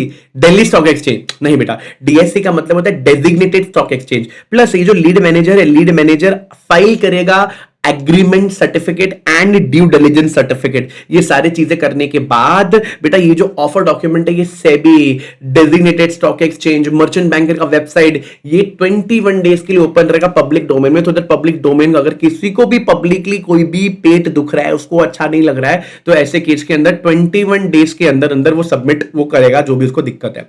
अच्छा, सेबी चाहे तो कुछ मॉडिफिकेशन बोल सकता है। अगर सेबी जो भी मॉडिफिकेशन बोलेगा बेटा, आपको मॉडिफिकेशन इनकॉर्पोरेट करना ही पड़ेगा। आप ऑप्शनली कुछ नहीं कर सकते, मेरी मर्जी मैं नहीं कर रहा तो ऐसा नहीं होगा। After filing pre issue advertisement, after filing pre issue advertisement, it is very very important कि भैया आप लोग क्या करोगे, फाइलिंग के बाद आप प्री इशू एडवर्टीजमेंट भी करोगे। ठीक है, कौन सी फाइलिंग की बात करें? Offer document. इसका मतलब है ऑफर डॉक्यूमेंट बनाने के बाद मुझे सेबी को देना पड़ेगा with due diligence certificate with fees. मुझे ये सेबी को भी देना है, स्टॉक एक्सचेंज को भी देना है। 21 डेज के लिए पब्लिक डोमेन में जिसको भी दुख है, जिसको भी दर्द हो रहा है, वो बेटा कमेंट करके बताएगा। अच्छा, अगर सेबी किसी भी तरीके का हमको क्या मांगता है, अगर सेबी किसी भी तरीके से हम लोगों को कुछ भी क्लैरिफिकेशन मांगता है तो वो क्लैरिफिकेशन हम दे देंगे, कोई चिंता की बात नहीं है। इसके बाद allocation in the public offer. Allocation in the public offer का मतलब क्या होता है बेटा? जब भी तुम पब्लिक ऑफर लाओगे, आप इंस्टीट्यूशन को मैक्सिमम 75 दे सकते हो और अदर इन्वेस्टर्स, रिटेलर विटेलर सबको मिलाकर एटलीस्ट 25% आपको देना पड़ेगा। तो यहां पर भी 75-25, तो बिल्कुल कंफ्यूज मत होना। Let's talk about the anchor investor star topic. इसमें अलग से क्वेश्चन पूछा जा सकता है बेटा। एंकर इन्वेस्टर कौन होता है? एंकर इन्वेस्टर वो बड़े बड़े लोग होते हैं जो इशू के जनरली एक दिन पहले पैसा लगाते हैं। सर ये इन लोग बड़े बड़े लोगों को हम पैसा क्यों लगाने देते हैं? बेटा सीधी बात है, अगर बड़े बड़े लोगों का नाम पहले से ही इशू के अंदर होगा तो आप लोगों को हमेशा ऐसा रहेगा कि यार अगर इसने पैसा लगा तो हम तो थोड़ा बहुत लगा ही सकते हैं। एग्जाम्पल में लेंसकार्ट की बात करूं, 100 करोड़ एसबीआई म्यूचुअल फंड ने इन्वेस्ट किया था। 100 करोड़, कमी की ज्यादा है बेटा, 100 करोड़ एक बहुत ही बड़ा अमाउंट है। 100 करोड़ इन्वेस्टमेंट किया था लेंसकार्ट ने, लेंसकार्ट में 100 करोड़ का इन्वेस्टमेंट हुआ था। अभी भी शेयर कुछ खास परफॉर्म नहीं कर रहा है, but you guys need to understand, ये बड़े बड़े नाम देखकर कुछ लोगों ने शायद थोड़ा बहुत पैसा तो लगा ही लिया होगा। ठीक है, थोड़ा पैसा तो लगा लिया होगा, थोड़ा पैसा एटलीस्ट। अच्छा, इसके बाद अगर मैं बात करूं क्यूआईबी की बात कर ले तो भैया यहां पर बहुत सिंपल सी बात ये बोली गई है, आप क्यूआईबी इन्वेस्टिंग करा सकते हो, कम से कम 10 करोड़ का तो करा सकते हो, मतलब आप 10 करोड़ का तो क्यूआईबी इन्वेस्टिंग करा सकते हो। ठीक है, अब इसके बाद बोला कि जो इंस्टीट्यूशनल कोटे के अंदर हमने रखा हुआ है, सर कितना रखा हुआ है? मैक्सिमम 75%, मैक्सिमम 75% जो रखा हुआ है उसमें से 60%, 60% आप एंकर इन्वेस्टर को दे सकते हो। सर कितने इन्वेस्टर को देना है? वो इशू के नंबर पे डिपेंड है। अगर 250 करोड़ तक है तो 2, अगर 250 करोड़ के ऊपर है तो 5। सर मैंने 5 नहीं, मैंने 10 को दिया तो दे ना। मैंने कब ना बोला है बेटा? सर मैंने 250 करोड़ का ही था बट मैंने 4 इन्वेस्टर को दिया। अरे देना, मैंने कभी ना बोला है। याद रखना, लॉक इन जो होगा वो 30 डेज फ्रॉम अलॉटमेंट होगा बेटा। इनको ना एक प्रिविलेज मिलता है, इशू खुलने से पहले इनको हम लोग अलॉटमेंट दे देते, मतलब इन शॉर्ट हम लोग इसको यूनिट देते ही देते फॉर श्योर। तो ऐसे केस में दे आर इन एडवांटेज, तो इनको 30 डेज की लॉक इन होगी। ऑलवेज रिमेंबर प्राइसिंग क्या होगी? अगर फाइनल प्राइसिंग होती, कंपेयर करो एंकर प्राइसिंग से, अगर फाइनल प्राइसिंग महंगी है तो कोई टेंशन नहीं है। ठीक है, अगर final pricing as compared to anchor, समझो एंकर का हम लोग ने, एंकर जब हमने दिया था 400 में दिया था और फाइनल प्राइसिंग हुआ है बेटा 350, नीचे हुई है तो कोई टेंशन नहीं है। बट बेटा जी अगर एंकर का हमने 400 में दिया है और फाइनल लिस्टिंग जो है वो 500 में हुई है, 500 में प्राइस डिसाइड हुआ है, जो एक्स्ट्रा गैप है ये गैप फिर एंकर को 2 दिन के अंदर अंदर भरना पड़ेगा। ये सेम टू सेम प्रॉब्लम हम लोग ने आईसीडीआर में भी देखा हुआ है। अच्छा, इसके बाद सिक्योर डिपॉजिट हम आईसीडीआर में भी पढ़ता है, बट यहां पर कितना है? Secure deposit is basically 0.5% of the issue size और 5 crore which ever is lower, ये स्टॉक एक्सचेंज के साथ आपको देना पड़ता है। सो दैट जो भी T+1 T+2 जो परफॉर्मेंस होता है बेटा, आप ना जब भी इशू बंद होता है तो आपको हर दिन कुछ ना कुछ कंप्लायंसेज होती है, वो कंप्लायंसेज आप टोटली कंप्लीटली अच्छे से कंप्लीट करो। इसीलिए गवर्नमेंट क्या करती मालूम है? उसमें एक आपसे सिक्योर डिपॉजिट ले लेते, सो दैट आप नॉन कंप्लायंस ना करो। अगर आप नॉन कंप्लायंस करोगे तो पैसा कटेगा। इसके बाद भैया ओपनिंग एंड सब्सक्रिप्शन, सीधी बात मैंने बोला कि आप ओपनिंग करोगे कब से, बोला कि ये ना मैंने टाइम बताया हुआ है, अगर आप देखोगे ना 5 दिनों में नियरेस्ट टाइम बताया हुआ है। यहां पे बेटा इशू आप खोलोगे 5 दिनों के अंदर अंदर, जब से आप फाइनल डॉक्यूमेंट आप सेबी को दे दोगे। इशू खोलोगे कम से कम 3 से लेके 30 दिन हमने पहले ही बता दिया। प्राइस बैंड अनाउंस करोगे 2 दिन इशू खुलने से पहले, और रिवीजन 2 टाइम्स अलाउड है। इसका मतलब है, सुना मैं नियरेस्ट टाइम बता रहा हूं, समझो भैया आज भैया सेबी से हमको अप्रूवल मिल गया, आप चाहो तो 5 दिन में खोल दो। 1 2 3 4 5 खोल दिया 5 दिन में, खोल दिया 5 दिन में। 5 दिन में खोलने के बाद प्लीज मेरी बात सुनना आप लोग, प्राइस बैंड इशू खुल, यहां पे इशू खुलने वाला है तो 1 2 यहां पर आप प्राइस बैंड बता सकते हो। बस खुलेगा कब तक? कम से कम उसके बाद 1 2 3 दिन या मैक्सिमम 30 दिन। तो याद रखियो, तो इस तरीके से आपको याद रखना है भैया। आप इशू 5 दिन में खोल सकते हो, खोलने से पहले आप ऑफर प्राइस 2 दिन पहले बता सकते हो, आप बीच में प्राइस रिवीजन भी कर सकते हो 2 बार। इसके बाद क्या बोला भैया? इसके बाद बोला है बहुत ही सुंदर और सुशील तरीके से प्राइस एंड बिडिंग प्रोसेस। याद रखना, जो प्राइस होगी वो किसकी तरफ, वो कैसे आएगी? That will be via book building process. आजबा होना बहुत जरूरी है, आजबा होना बहुत जरूरी है, आजबा सिस्टम में बहुत जरूरी है। प्लस प्लस प्लस ये हमेशा इलेक्ट्रॉनिक बिडिंग प्लेटफॉर्म से होगी। बड़ा इलेक्ट्रॉनिक बिडिंग प्लेटफॉर्म मैंने डिटेल में कैसे होती वो बताया था इन रेगुलर क्लास, बट मैं आपको बता दूं, अगर आप कोई भी ब्रोकर यूज करते हो और वहां पे बिड प्लेस करते हो तो आप ब्रोकर को बिड बताते हो, ब्रोकर अपने सिस्टम में बिड लगाता है और वो स्टॉक एक्सचेंज पहुंच जाता है, उसको बोलते हैं इलेक्ट्रॉनिक बिडिंग प्लेटफॉर्म। तो आजबा होना जरूरी है, प्राइस डिस्कवरी बुक बिल्डिंग से होगी and only electronic bidding platform से तुम्हारा काम बनेगा, ओनली इलेक्ट्रॉनिक बिडिंग प्लेटफॉर्म से तुम्हारा काम बनने वाला है, बराबर है। इसके बाद हमने एक और चीज पढ़ा था कि कोई भी इन्वेस्टर नहीं विड्रॉ कर सकता है, नहीं प्राइस को कम कर सकता है, एक बार बेटा तुमने ऑफर लगा दिया तो, ठीक बात है। इसके साथ साथ जो भी इंस्टीट्यूशनल बिडिंग है वो पहले भी बंद हो सकता है as compared to public, but याद रखना कम से कम 3 दिन खुलेगा। मैं रिपीट करूं, इंस्टीट्यूशनल बिडिंग पहले भी बंद हो सकता है, पहले भी बंद हो सकता है बेटा, बट कम से कम 3 दिन खोलना पड़ेगा। एग्जांपल दूं, अगर समझो हमने इशू 4 दिन के लिए खोल के रखा है, कम से कम 3 दिन के लिए खोलना पड़ता है ना, हमने कम से कम 3 मैक्सिमम 30 हमने 4 दिन के लिए खोल के रखा है, तो क्या मैं इंस्टीट्यूशन को पहले बंद कर सकता हूं? हाँ जी सर बंद कर सकता हूं, बट कम से कम 3 दिन तो खोलना पड़ेगा फॉर इंस्टीट्यूशन। अच्छा, जो डिमांड होगी, जो प्राइस, जो डिमांड होगा, जो बिड प्राइस होगा, वो हर 30 मिनट्स में स्टॉक एक्सचेंज के वेबसाइट पे अपडेट होता रहेगा और फिर वो ब्रोकर्स अपने ऐप में अपडेट करते रहते हैं। इसके बाद अगर मैं अलॉटमेंट प्रोसीजर की बात करूं, एंकर को सबसे पहले अलॉटमेंट मिलती है, बिकॉज एंकर सबसे पहले पैसा लगाता है और बाकियों को प्रोपोर्शनल बेसिस में होता है। अगर कोई भी हिस्सा अगर अनसब्सक्राइब रह गया है तो वो दूसरे कैटेगरी को हम लोग शिफ्ट मार देंगे। ओ जी सर, अजय सर ये क्या सर? Public communication. तो भैया जब भी जो भी पब्लिक कम्युनिकेशन होगी वो फेयर होना चाहिए, ट्रुथफुल होना चाहिए, कंसिस्टेंट होना चाहिए, प्लस कोई भी प्रमोशनल कंटेंट अलाउड नहीं है। पहले मैं ऐसा था, आज मैं ऐसा हूं, ये सब करना, ये सब नहीं करना है। इसके साथ कुछ अदर कंडीशन है, कोई भी रीट, कोई भी पार्टी ऑफ द रीट या प्रमोटर ना ही डीबार्ड बाय सेबी होना चाहिए, ना ही विलफुल डिफॉल्टर होना चाहिए। अगर आप हो तो आप रीट्स की इशू ला नहीं पाओगे। इसके साथ रीट की मैनेजर अपॉइंट होनी चाहिए, appoint compliance officer for SEBI का जो भी कंप्लायंस है, तो रीट में कंप्लायंस ऑफिसर होना जरूरी है, वो जनरली सीएसई होता है। इसके बाद भैया हम लोग एक टॉपिक के ऊपर बात करेंगे that is very very important and very very crucial. एक नया टॉपिक है, नया नहीं बोलूंगा बट है बेटा। जैसे नॉर्मली आप कैसे एम्प्लॉय को शेयर्स देते हो मोटिवेट करने के लिए, बस वैसे ही बेटा एक स्कीम निकाली गई है, एक स्कीम निकाली गई है जहां पर आप आपके एम्प्लॉय को रीट्स के यूनिट्स दोगे, बट किसके एम्प्लॉय को? जनरली मैनेजर के जो भी एम्प्लॉय है उनको। तो सीधी बात है, जैसे नॉर्मली हम एक ईसॉप का स्कीम बनाते हैं, एक ट्रस्ट बनाते हैं, कुछ उसी तरीके से अगर आज मुझे मेरे एम्प्लॉय को रीट बांटना है, यूनिट्स बांटना है रीट का, तो डेफिनेटली मैं यूनिट्स ऑफ रीट डेफिनेटली बांट सकता हूं, बट उसके लिए मुझे कुछ चीजों का ध्यान देना पड़ेगा। नंबर 1, एक स्कीम बनाना पड़ेगा, बिल्कुल। बढ़िया स्कीम बनाते वक्त किसी भी तरीके का एक्स्ट्रा खर्चा ना ही रीट को लगना चाहिए, ना ही होल्डको को लगना चाहिए, ना ही एसपीवी को लगना चाहिए, यानी एक्स्ट्रा खर्चा किसी को भी नहीं लगना चाहिए।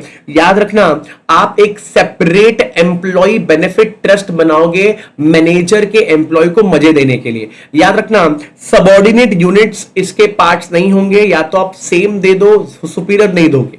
अच्छा, किस तरीके से यूनिट्स इन लोग एक्वायर करेंगे? बेटा acquiring units is a costly affair, because आपको यूनिट्स एक्वायर करना पड़ता है, तब जाकर आप अपने एम्प्लॉय को बांट सकते हो। बेटा नॉर्मली जब हमने ईसॉप पढ़ा था उसके अंदर हमने क्या पढ़ा था? नॉर्मली हमने जो ईसॉप पढ़ा था उसमें हमने क्या पढ़ा था? हमने उसमें ये पढ़ा था, उसमें हमने ये समझा था दैट वाज कि हम लोगों को कंपनी पैसा देती है, कंपनी शेयर्स देती थी, if you remember that. But sir यहां पर बोल रहा है कोई भी एक्स्ट्रा कॉस्ट ट्रस्ट वर्स को लगना नहीं चाहिए। ट्रस्ट माने यहां पर किसकी बात कर रहे हैं इन लोग? एक्स्ट्रा कॉस्ट ना ही रीट को होना चाहिए, ना ही होल्डको को होना चाहिए, ना एसपीवी को होना चाहिए, एक्स्ट्रा कॉस्ट नहीं होना चाहिए। तो सीधी बात है, तो मेरे को सर क्लैरिटी से बताओ कैसे इनको यूनिट्स मिलेंगे। तो देखना क्या बोल रहे हैं, यूनिट्स कैसे मिलेंगे? इन ल्यू ऑफ मैनेजमेंट फीस। सुना मैंने क्या बोला? इन ल्यू ऑफ मैनेजमेंट फीस, कहने का मतलब है मैनेजमेंट फी के बदले आप यूनिट्स ले लो। दूसरा, by transfer from shareholder किंवा sponsor of shareholder. Sir क्या क्या क्या क्या? सीधी बात है भैया, किससे मिल रहा भैया? शेयर होल्डर से मिल रहा है, ठीक है। ऑफ नहीं आएगा यहां पे, एक्चुअली स्पॉन्सर या तो मैनेजर आएगा। मैं बता दूं भैया, मैंने बोला कि भैया ये याद रखना, शेयर होल्डर है, स्पॉन्सर का शेयर होल्डर है, उसके पास यूनिट्स पड़े, उसने दान में दे दिए। मैनेजर भी तो कंपनी होती है, उसके अंदर कोई शेयर होल्डर है, वो दान में दे रहा है। या तो बेटा मैनेजर के पास खुद, मैनेजर एज ए कंपनी के पास खुद कुछ यूनिट्स पड़े वो दान में दे रहे। यानी बेटा जो भी मैंने आपको 1 2 3 बताया ये सब दान वाली बातें हैं। In lieu of management fees, by transfer of from shareholders या शेयर होल्डर ऑफ मैनेजर या स्पॉन्सर, या बेटा मैनेजर्स की होल्डिंग। ठीक है, यहां से जो भी है तीनों भी चीजें ये दान से आ रही है, खत्म नहीं हुआ बेटा। ये जो भी होगा ये इररिवोकेबल गिफ्ट के द्वारा आएगा, और ये फिर हम जो यूनिट्स आएंगे हम यूनिट्स को बांट देंगे। याद रखना बहुत ही इंपॉर्टेंट, जो भी कैश डिस्ट्रीब्यूशन होगा, जो भी इनकम होगा, और जो भी एक्सरसाइज प्राइस आएगा ट्रस्ट को, बेटा मैं ट्रस्ट हूं ना, मैं अपने एम्प्लॉय को यूनिट्स दे रहा हूं, वो यूनिट्स आ कहां से रहे, दान से आ रहा है। मैं यूनिट्स जब भी मेरे एम्प्लॉय को दूंगा तो मैं उनसे कुछ तो पैसे लूंगा, वो जो कुछ तो पैसे आ रहे हैं ना उससे भी आप लोग सेकेंडरी मार्केट से खरीदारी कर सकते हो, यही लिखा हुआ है बेटा। इसके बाद ये बोला कि भैया ट्रस्ट में subscribe the units in the procedure of minimum lot size norm. बेटा फ्रेश इशू आता था ना, पहले फ्रेश इशू आता था ना तो 50,000 मिनिमम इन्वेस्टमेंट हुआ करता था पहले, पहले नॉट नाउ, पहले नॉट नाउ, पहले नॉट नाउ, समझा मैंने क्या बोला, पहले नॉट नाउ। यू देयर सुअर। इसके बाद सेकेंडरी एक्विजिशन, सेकेंडरी एक्विजिशन का मतलब है ये जो ट्रस्ट है इसको सेकेंडरी एक्विजिशन करना है, यानी बाजार से और यूनिट्स खरीद सकता है, हाँ जी खरीद सकता है। Annual limit 2%, overall limit 5%। जब भी आप ऐसे यूनिट्स परचेज करोगे सेकेंडरी एक्विजिशन, आपको कम से कम 6 महीना होल्ड करना पड़ेगा, और ये सब चीज करने के लिए आपको यूनिट होल्डर की अप्रूवल लगेगी, ये जरूरी होता है बेटा, सीधी बात है। Why do we require unit holder का अप्रूवल? अरे बेटा वो है ना, वो एम्प्लॉय, वो बाहर बैठा, वो देखो बाहर बैठा, और तुम अंदर बैठे हो, तुम यूनिट होल्डर की मीटिंग में मजे मार रहे हो, और वो बाहर बैठा हुआ है। कल जाके वो तेरे बाजू में आके बैठेगा तेरे साथ, तेरे मीटिंग में बिरयानी खाएगा।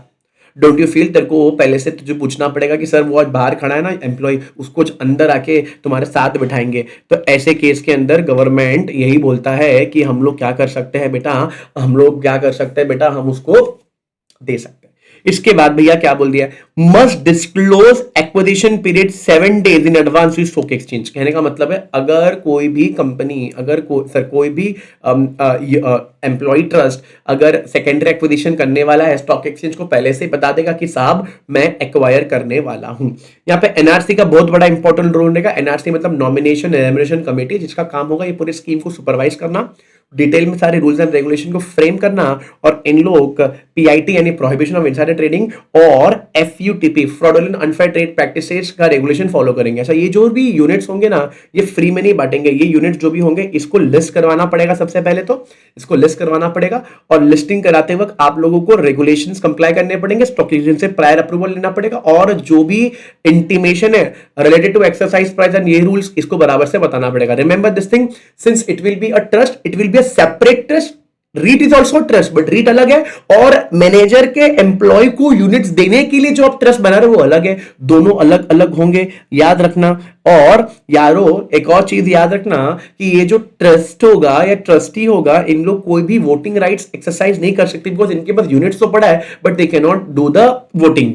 ये हो गया सर, हो गया सर, हो गया। लिस्टिंग करानी पड़ेगी, अरे जब भी तुम इशू लाओगे आपको लिस्टिंग करानी पड़ेगी, आपको within 6 working days from the closure of offer आपको लाना पड़ेगा भैया, आपको लिस्ट करवाना पड़ेगा, मैंडेटरी लिस्टिंग है। लिस्टिंग के साथ साथ आपको याद रखना पड़ेगा कि आपको लिस्टिंग अग्रीमेंट एंटर करना पड़ेगा, यानी रीट क्या है ना, डेजिग्नेटेड स्टॉक एक्सचेंज के रूल्स एंड रेगुलेशन को प्रॉपरली मैनेज करेगा। अगर बेटा आप लिस्ट करने में फेल हो जाते हो तो आप फेल क्यों हो जाओगे, मे बी आपको लिस्टिंग परमिशन नहीं मिली, या सेबी का ऑब्जर्वेशन जो सेबी ने दिया था वो विड्रॉ कर लिया, ऐसे केस के अंदर आप इनएलिजिबल बन जाते हो, और जो भी पैसे हैं वो आपको वापस करने पड़ेंगे। अगर आपने वापस नहीं किए तो आपको 15% देना पड़ेगा, सूद समेत आपको रिटर्न करना पड़ेगा उसके बाद। अच्छा, ट्रेडिंग की बात करें, बिल्कुल यूनिट्स जो भी ट्रेड होंगे, क्लियर होंगे, सेटल होंगे, जो भी यूनिट्स ट्रेड होंगे, क्लियर होंगे, सेटल होंगे, वो स्टॉक एक्सचेंज के रूल्स एंड रेगुलेशन के हिसाब से होंगे। जैसे कि तुमको बताऊं, कहीं T+2, T+1, T+0 की बातें हो रही है, यानी जिस दिन ट्रांजैक्शन किया उसी दिन शेयर डीमैट में आ जाएगा।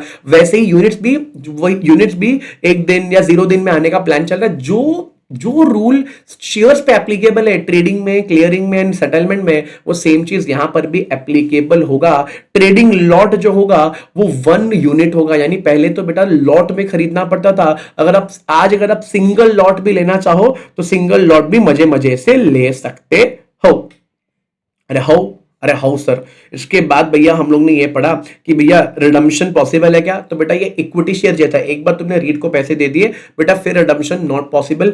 आपको रिडम्पशन तभी पॉसिबल होगा जब या तो बायबैक होगा या डीलिस्टिंग होगा। इसके बाद भैया कंटिन्यूअस की अगर बात करें, कंटिन्यूअस सर ये लिस्टिंग के रूल्स है ना, कंटिन्यूअस है बेटा। जैसे कंपनी लिस्ट हो जाती है तो बैक टू बैक आपको सारे रूल्स एंड रेगुलेशन फॉलो करने पड़ेंगे। जब तक डीलिस्ट नहीं हो जाते तब तक भैया ये फॉलो करना पड़ेगा। मिनिमम पब्लिक होल्डिंग 25%, अगर कंप्लाई आईपीओ के दौरान नहीं कर पा रहे हो 3 साल में कंप्लाई करना ही पड़ेगा। सर सर सर प्रॉब्लम हो गया, कुछ गलती हो गई, मिनिमम पब्लिक होल्डिंग 25% था, आज बेटा आज जरा पब्लिक के पास से 20% है, तो कोई बात नहीं। ऐसे केस के अंदर आपको रेक्टिफिकेशन पीरियड दिया जाता है, आपके पास आपको 6 महीना दिया जाता है। 6 महीने के अंदर जो भी पाप अन्याय अत्याचार हो है बेटा, आप उसको ठीक करो, ठीक करके भैया पैसे लगा दो, कोई दिक्कत की बात नहीं, कोई चिंता की बात नहीं है, मतलब आपका टेंशन नहीं है। बट अगर बेटा आपने ना ये नहीं किया तो फिर आपके ऊपर बहुत कड़े कड़े निर्णय लिए जाएंगे, आपको शायद डीलिस्ट भी करवा दे। सर जी एक बात याद रखना, जो भी नॉन स्पॉन्सर होल्डिंग है, जो आईपीओ के पहले लेकर बैठे हुए हैं, सर ऐसा बहुत बार होता है ना कि शेयर आपके पास इशू के पहले ही पड़ा होता है। तो ऐसा भी हो सकता है कि आपके पास यूनिट्स पड़े हुए हैं आईपीओ होने से पहले, but these are not sponsor holding, ये अदर देन स्पॉन्सर है। अरे बेटा एक रीट बना था, उसमें स्पॉन्सर एसबीआई था, एसबीआई ने मेरे को फोन करके बोला भाई आपको कुछ पैसे लगाने, मैं बोला हाँ लगा दो, अब तक आईपीओ नहीं आया, मैंने लगा दो यार, मैंने लगा दिया, अब आईपीओ आ गया, लिस्ट हो गया, मैं तुरंत बेच सकता हूं, नहीं मुझे 1 साल की लॉक इन होगी और जो भी एडिशनल रूल्स एंड रिक्वायरमेंट बताएगा लिस्टिंग के रूल्स फॉलो करने पड़ेंगे। सर जी डिलिस्टिंग हो सकता है क्या, स्टार टॉपिक एग्जाम में आने की पूरी गुंजाइश। बेटा जी रीट की भी डिलिस्टिंग हो सकती है अगर आपने पब्लिक होल्डिंग के रूल फॉलो नहीं किए, 25% आपको पब्लिक को देना था, आपने नहीं किया। बेटा कोई भी प्रोजेक्ट है, जो भी कोई भी एसेट है, कोई भी प्रोजेक्ट है, 6 महीने से ऐसे ही पड़ा हुआ है, कोई फ्यूचर प्लान नहीं है, तो कोई बात नहीं, आपको पैसे रिटर्न करके डिलीट कर देने। बट सर रुको ना सर, मैं सोच रहा हूं property investment is not that simple, कोई बात नहीं, आपको और 6 महीने मिल सकते हैं, बट अगर फिर 6 और 6 फिर नहीं किया तो पैसे रिटर्न करो और डिलीट करवा दो। सर जी आपने ना लिस्टिंग अग्रीमेंट्स को कंप्लाई नहीं किया, आपने सेबी रेगुलेशन को कंप्लाई नहीं किया, तो बेटा ऐसे केस के अंदर सेबी आपको डिलीट का नोटिस थमा देगा हाथ में, डिलीट करना पड़ेगा। याद रखना स्पॉन्सर ट्रस्टी खुद चाहते हैं डिलीट हो जाए, बट उसको यूनिट होल्डर की अप्रूवल लगेगी, और यहां पर यूनिट होल्डर चाहता है कि भैया डिलीट हो जाए। तो भैया 3 से 4 चीजें, आप लोग पब्लिक होल्डिंग मैनेज नहीं कर पाए, प्रोजेक्ट जो है एसेट जो है वो 6 महीने से ऐसे ही पड़ा हुआ है, कुछ नहीं हो रहा है, तो भैया प्रॉब्लम हो जाएगा। वायोलेशन और लिस्टिंग अग्रीमेंट का तो प्रॉब्लम हो जाएगा, स्पॉन्सर ट्रस्टी खुद चाहते हैं या यूनिट होल्डर चाहते हैं तो भी प्रॉब्लम हो जाएगा। अच्छा सेबी की जो पावर है डीलिस्टिंग की वो भी हमको देखनी पड़ेगी कि सेबी की क्या पावर है। सेबी के पास पावर है रिजेक्ट करने का, अगर delisting regulation sorry delisting application फिजूल है, हटाओ यहां से, हटा देंगे। Plus they have power to give additional time so that आप इमीडिएट डीलिस्टिंग करने से अच्छा आप वो प्रॉब्लम को सॉल्व कर दो, तो एडिशनल टाइम देने का भी पावर है। अच्छा सेबी के पास एक और पावर है वाइंड अप करने का, रीट्स के एसेट्स को बेचने का पूरी पावर है। सर ये पूरी पावर इसलिए दी गई कि सेबी एक बहुत ही शक्तिशाली यू कैन से रेगुलेटर है। इसके बाद बोला कि डीलिस्टिंग के बाद रीट को जो भी रजिस्ट्रेशन लाइसेंसेस है वो आपस वो क्या करने पड़ेंगे, वो सरेंडर करने पड़ेंगे, और जो भी पुराने पाप है ना सरेंडर होने से पहले, इसका ये मतलब नहीं है जस्ट बिकॉज आपने लाइसेंस दे दिया तो आप पूरी तरीके से बच जाओगे, ना ना ना ना ना, आपको बहुत ही जोरदार वाला क्या लग सकता है, पेनल्टी लग सकता है। लिस्टिंग लिक्विडिटी मेक श्योर करता है, ट्रांसपेरेंसी मेक श्योर करता है, बट डीलिस्टिंग एक स्ट्रिक्ट रेगुलेटेड एक्शन है, अगर तुमने काम बराबर से नहीं किया तो आपकी बैंड बचेगी। इसके बाद बड़ा इंपॉर्टेंट टॉपिक है सर इन्वेस्टमेंट कैसे होगा और डिस्ट्रीब्यूशन कैसे होगा। तो जब पैसे लोगे तो पैसे कहां लगाओगे, और जब पैसे बांटने की बारी आएगी तो कैसे बांटोगे। तो सबसे पहले ये बोलते हैं एक परमिसेबल इन्वेस्टमेंट, आप रीट कहां पैसे लगा सकते हो, HoldCo, SPV, property, securities, TDR. अब टीडीआर में डिटेल में बिल्कुल नहीं बोल सकता, TDR is basically transferable development rights, और टीडीआर के बहुत अलग अलग टाइप भी होता है, हाईवे बनाना है, रोड बनाना है, गली बनानी है, इसके अलग अलग राइट्स होते हैं। TDR is basically right which is been given by the government, अगर आप इसको चाहो तो किसी को बेच सकते हो और उससे पैसा ले सकते हो, अगर आपको डेवलपमेंट नहीं करना, सामने वाला डेवलपर है तो वो डेवलप कर देगा, समझ में आ रहा है। इसको बेचा जाता है मार्केट में, इसको टीडीआर बोलते हैं, तो टीडीआर भी एक इन्वेस्टमेंट जैसा ही हुआ है। तो holdco SPV, property, securities या टीडीआर में इशू पैसा लगा सकता है, बट याद रखना they are not at all allowed to put money in vacant land, agricultural land. Mortgage में पैसा लगाना नहीं, बट मॉर्गेज बैक सिक्योरिटीज में पैसा लगाना अलाउड है। Vacant land, agriculture land, mortgage में पैसा डालना अलाउड नहीं है, बट मॉर्गेज बैक सिक्योरिटीज में डालना अलाउड है। इसके लिए आप लोगों को सरफाइजी पता होना चाहिए। सरफाइजी का मतलब है सिक्योरिटाइजेशन, सीधी बात है बेटा। यहां पे बोला मॉर्गेज नहीं करोगे तुम। कोई बंदा मेरे पास आया कि सर मुझे घर लेना है, मुझे लोन दे दो, और मैंने लोन दिया और घर के पेपर मेरे पास रखे, नहीं ये नहीं करना है। बट मॉर्गेज बैक सिक्योरिटी कर सकते हो। समझो ये बैंक है और बैंक की लाइबिलिटी है और ये बैंक के एसेट्स है। बैंक के लाइबिलिटी में लिखा हुआ है होम लोन 1000 करोड़। अब बेटा ये तो भैया मॉर्गेज दिया हुआ है। अब बेटा ये 100 करोड़ उनको फ्री करना है। फ्री करना है मतलब उनको कैश चाहिए, बस नहीं करना है।